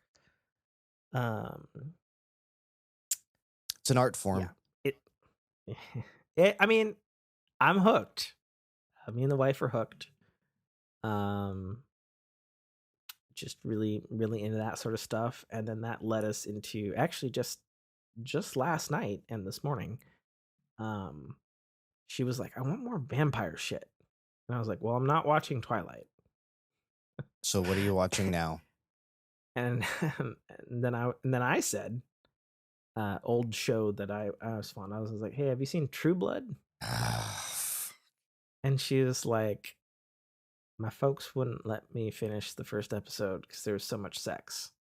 And I was like, "Well, I've seen the whole series. True Blood's a good time." Yeah. But there is a lot of sex. But there's way more sex than I remember. we're 6 episodes in, and I was just like, man, I remember there being a lot of sex, but I don't remember like half the episodes being about sex. Yeah. But, that's HBO in 2008. Right. So, that's par for the course on that network. But yeah, no, so we're watching True Blood. They got the most out of that M rating, didn't they? Oh yeah, they did. Jesus. Yeah. So it's a fun time for me because I watched the entire series. I'll tell people, I'll tell Fork Fam and our listeners what I told Jessica. She's like, "Is it good?" And I was like, "Well, the first 2 seasons take itself very seriously. And then after that, it realizes that it's a fucking ridiculous show in the South about fucking vampires. And they go hog fucking wild into the deep end. For better or worse, a train wreck I couldn't stop watching." Right. It was like, this could end at any moment. Like, let's make it go fast. Yeah. They basically Fast and Furious the hell out of that series. It was like, oh, look. Drive it into the ground. See what it gets us. And I 7 think seasons is what it got him. became more popular. Mm-hmm. So Yeah. But yeah, no, just even watching season 1, I forgot how funny it is. Like, it's a very funny show. Of course, as time goes on, it's unintentionally terribly funny, but right. So far, first season, I was like, wow, this is some pretty funny shit, pretty dark shit. This is cool. But the wife is enjoying it. It's scratching her vampire itch yes. that got started with our very serious drama. So we're doing that.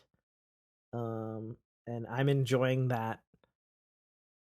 I remember things, but not all the things. And then being surprised by the things that I don't remember. Like, oh yeah. Yeah. And I'd be like, oh yeah, oh shit. This plot thread from like season 4 really was dropped super early. Okay. So we're doing that. And last weekend, we got out of the house and took my mom for her birthday to Black Adam. Which was awesome. Okay. I was told it was awesome. I was skeptical because being a comic book fan and knowing a Black Adam, it's like there's a lot of ways you can fuck this up. For starters, a PG-13 rating. That's one way to fuck this up right there. Because this man kills a lot of people in the comics. Right. But I'm happy to say by the credits, there's a fucking high body count. So but I was also how'd they get away with the PG-13 rating? I have no fucking idea. Like the first murder, there's like a dude and there's like dripping blood and fucking people are torn in half, thrown into jet engines, there's a lot of throwing of people. Incinerated, charred, punched through the chest. All of the above, pretty much. There's a lot. None of it was like Mortal Kombat. Like R-rated, like blood stuff, but like there was heads rolling. I guess the only really thing is just like there was a lack of blood and some clever cuts. Okay. But what worried me more though was nobody know this except for fucking comic book fans, is in the trailers they're introducing what's called the Justice Society, which is actually the predecessor to the Justice League. Be like the 1960s comic book versions of the Justice League, which in DC Comics were like 30s era heroes kind of situation, and not modern. They all retired and got old, and they're doing like a modern take on that.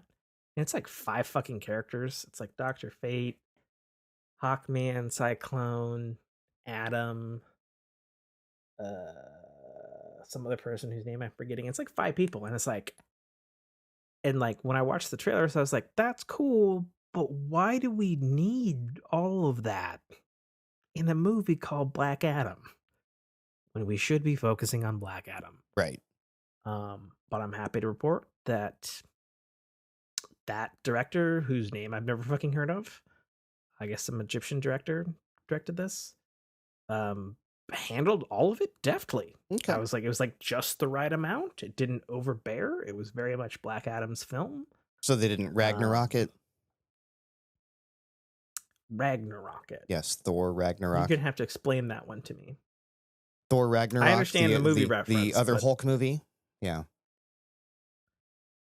Oh, where it's basically 2 characters movies? Yeah. Yeah, no, it was definitely not that. It was very much Black Adam's movie, and the Justice Society is there, and they're super cool. Cool. Pierce Brosnan as a superhero, fucking genius. He fucking crushed it. I'm of course partial to him because I fucking loved his James Bonds. And what was it? Remington Steele, I think it was. Yes. Is that him? That was him? Yeah, that was dope. Yeah. Added some much needed different gravitas and like class to the film, because obviously The Rock has his own kind of gravitas, and it's fucking playing very fucking muscly, ripped, mean character, and it's like, okay, The Rock can do that. Yes. I buy him ripping a man in half because he probably could. Right. Like, this is Schwarzenegger level at the height of his career level physique here, and we'd reported on our show that it had long since leaked that the after credits in this movie was Henry Cavill's Superman showing back up. Yep. And even though I knew, like, seeing it, it was so dope. It was so good. And even my mom knew going in. She was like hooping and hollering and shit. And I was like, yeah, it's pretty cool. And there's just something about, like,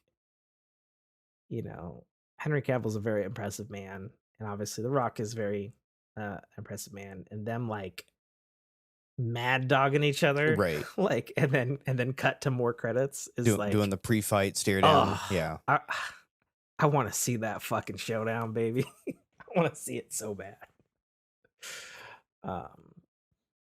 But yeah, no, Black Adam. Like, I'm not saying it's a perfect film, but if you don't think too much about, like, oh well, why did this happen? It's one of the best DC movies in years. I'd say it's a low bar these days to cross. Yeah, it's a little bit of a Sonic the Hedgehog video game situation with the DC movies. But yeah, no, it's a good time. So anything else we forgot about, or am I going to remember it all after I stop recording? Like I always do. Nope. I think we're good. And anything we're not good on is probably spoiler territory-ish and can wait a couple weeks. Oh, preferable. Yeah. Yeah. Okay. All right. Well, that brings us to the end of another episode of the Fork in Your podcast. I'm your host, as always, author, podcaster, and game streamer Tim K. Trotter. You can find all of our content at Dynamicworksproductions.com. You can follow me over at Tim_T at Twitter, for as long as Twitter is still viable. You can check me out reasonably consistently over on twitch.tv/ Tim_KA_Trotter. Trotter. There you go. And of course, you can follow my boy Nate at GG N8FOO. Yes, not N8FOO. GG N8FOO. GG yes. N8. Get good, F-O-O. Nate Foo. Yeah. On Twitter. And your handle is the same on Twitch, nope, right? It's just Nate Foo on Twitch. So NATE N8FOO. But one word, not spaced out. Correct. Like it is on your Skype thing that I'm looking at this whole time. Oh, sure. You got N8 and then space foo. Yes. That's it. Yeah. That's the show. We did it. Nate's computer did not. We might see you next week. It might be 2 weeks. It might be 3 weeks. It might be 2023. I mean, I hope not. I hope not either, but just put it out there. Yeah. Yeah, we'll see. Peace, kids. Hey, Sean, send us questions.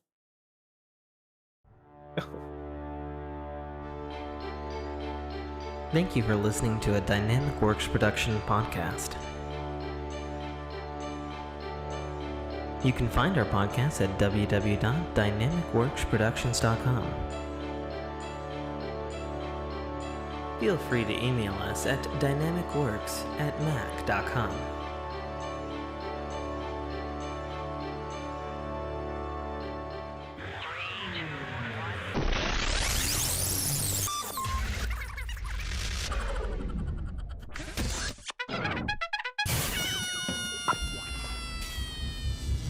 Dominic Armato, the voice of Guybrush Threepwood, and you're listening to a Dynamic Works production podcast. The Citadel, Arrival, is the first installment in a series of epic science fiction short stories reminiscent of the Pulp Fiction style. It's a fast-paced story that will take you through twists and turns that you will not expect, until they are thrust upon you with all the force, excitement, and chaos of a plasma cannon blast. The story follows Katarl, a nobody cog in the working wheels of a futuristic society run completely by Megacorp, a corporation that carefully runs and manages the lives of the people living under its sphere of power. On one of Katarl's few and far between days off from work, an outing he had hoped would be fun and relaxing turns into an explosive adventure that drags him kicking and screaming into situations and challenges that will make him question every aspect of his life. Watch this colorful tapestry unfurl as Katarl and his newfound allies find their way through this classic, yet oddly surprising tale of good and evil, where nothing is quite what it appears to be. That's The Citadel, Arrival, by author Tim K. Trotter, available right now on Amazon Kindle Store and iTunes iBookstore for only $2.99. Hello. Hi. Hi. You sound terrible. And my computer just fucking geeked out. Fuck. Good times. Let me reboot. Okay.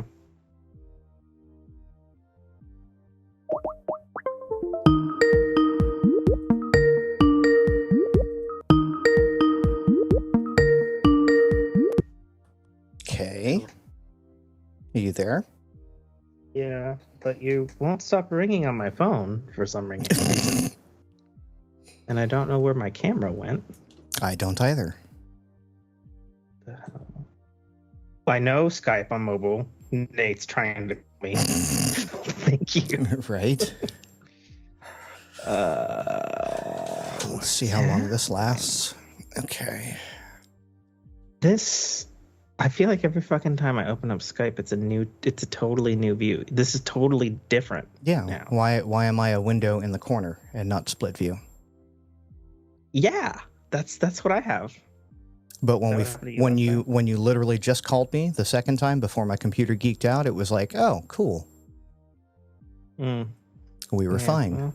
Show me in the call screen. There we go. Upper right-hand corner view. Show me in the call screen. See that? I mean, it's not the end of the world, I guess. Yeah, as long as it's fine on my end, right? Because I'm the one broadcasting. True. You're the one who requires the split view. Yeah, I mean, I don't, but... Well. Tim is recording call view. Require? Yes. Together mode. Okay. All of my things are rolling on my end, by the way. Yeah, mine were too, even after the reboot, because I can do that. Oh, I cut mine and started again. Whatever. It was only 3 minutes. Yeah. I was like, I don't need an extra file. Okay. How do I turn the captions off? Fuck me. Okay. For me, it's in the triple dot more button. Yeah, I don't have that right now. Triple dot. Chat, call, triple dot. Yeah, hamburger to triple dot. Whatever, we get captions this time around.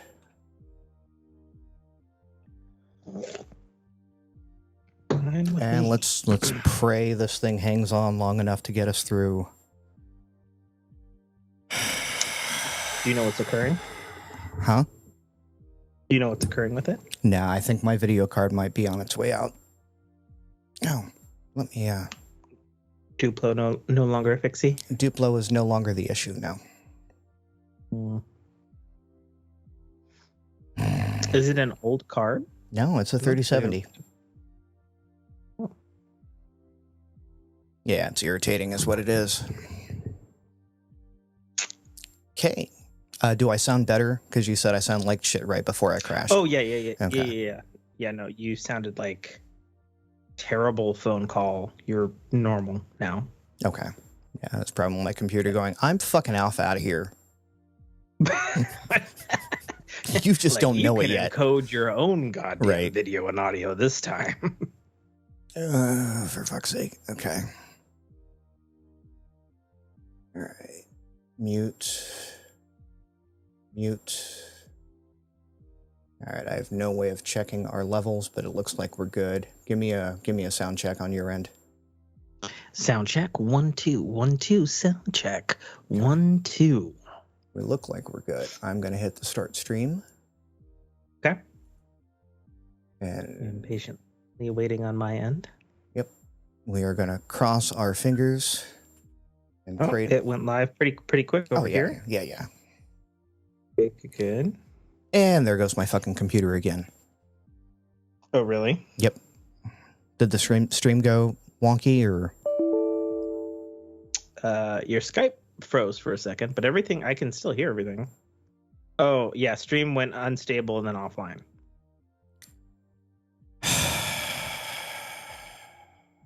Fuck. It's okay, we don't have to stream. Your PC's physically unwell. I'm so goddamn irritated right now. I'm sorry, man. Do you have a picture? No, I've got 3 blank monitors. Oh, awesome. Yeah. I mean, we can not stream, obviously. Obviously. Do you want to go like this? Since it's presently working. Yeah, let me reboot one more time because I can't see shit. Okay. I'm literally staring at 3 blank monitors. I'm talking into a microphone. That's So, uncomfortable. That is very uncomfortable. It's lonely, is what it is. No. But yeah, no, we can do again. Burb. Papa, can you hear me? I can't hear you, but I can see the captions. Give me a sec. And there went my card again. God damn it. I should sound much better now. Oh yeah, there you go. Okay, yeah, you went dead for a second. Now you sound normal. I can't hear you at the moment, which means... Try it now.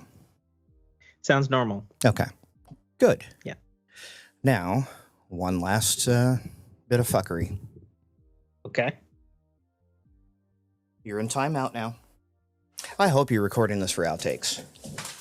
I'm not, but I am now.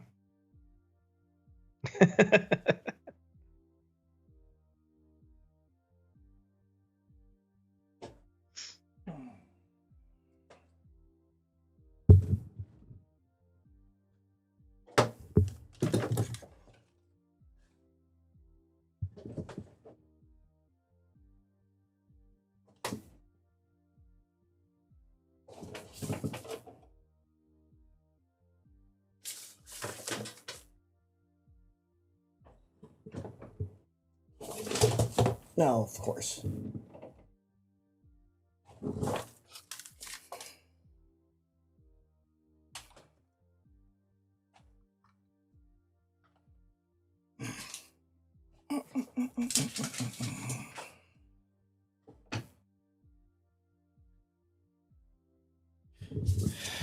Okay, we have audio.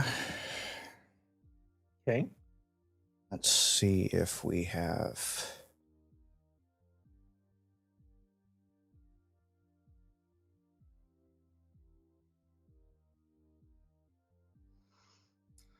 VGO?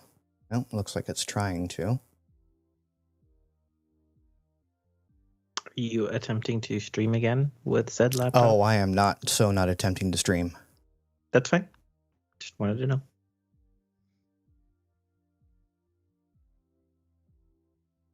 I guess what could be done is... No, that's I guess I could not... I could throw it from the Skype video record VOD onto the Twitch. Skype video record VOD onto the Twitch. Oh, I gotcha. Yeah. For consistency's sake. Yeah. Yeah.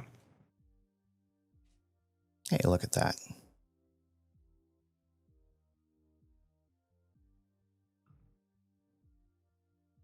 Camera not available. Hey. That is fine. Oh, hey, look. There I am. No longer dark. Yeah, because I have the room light on, which I am not a big fan of. But... Fine. Ow, fuck me. Ooh, no. Ooh, No. I don't even like that, and that's just coming out of the portion of my monitor. Thank you. Relax. I'm reasonably relaxed. There. Is this more like normal? Sure. Okay.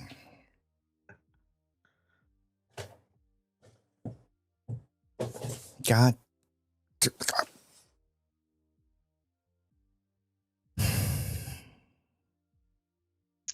So you need to upgrade to a 3080. Yeah, I think I might need to replace this, and I hope to gosh it's a 2-year warranty and not a 1. Because I am just I guess that's going to depend on which brand. Oh, recovery. That's awesome, Windows. Yikes. No, we're just going to restart. Modern age blue screen, isn't it? That is a modern age middle finger from Windows. Yeah. Okay, so 20 minutes of outtakes that you're going to get from me. Okay. Assuming I can put these files together. Presently, 8 of it I captured. Yeah, this is assuming I have a computer to actually put all the files together to send to you. Oh, yeah. I didn't even think of that. Yeah, of course you didn't. Why would you? Okay, looks like I'm not doing any. I don't see any load. But worst case, computer. I have you captured on my end. Yeah, and I have you blissfully on my little itty bitty screen. Oh yeah, I'm a wee lad now. You're a wee lad on a laptop screen. Oh, that's okay. Grid view. Show me in the call screen. There we go. Not that I need to see myself because I'm not streaming. So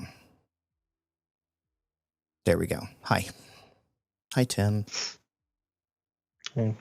I guess since this is probably gonna go in a bot, I guess I should do together mode. I should change my camera thing. Yeah, I mean you don't have to. How do I do that? I don't even know. I think it's going to, in the upper right-hand corner, there should be a view, and then show me in call screen. I see it. Okay. Oh, show me in call screen. Oh, there we go. Yeah. Yeah, that's much better. That'll be much better for the VOD. Yeah. Yeah, okay. They can see the look of disdain on my face. Yeah. Well, it's disdainy, that's for sure.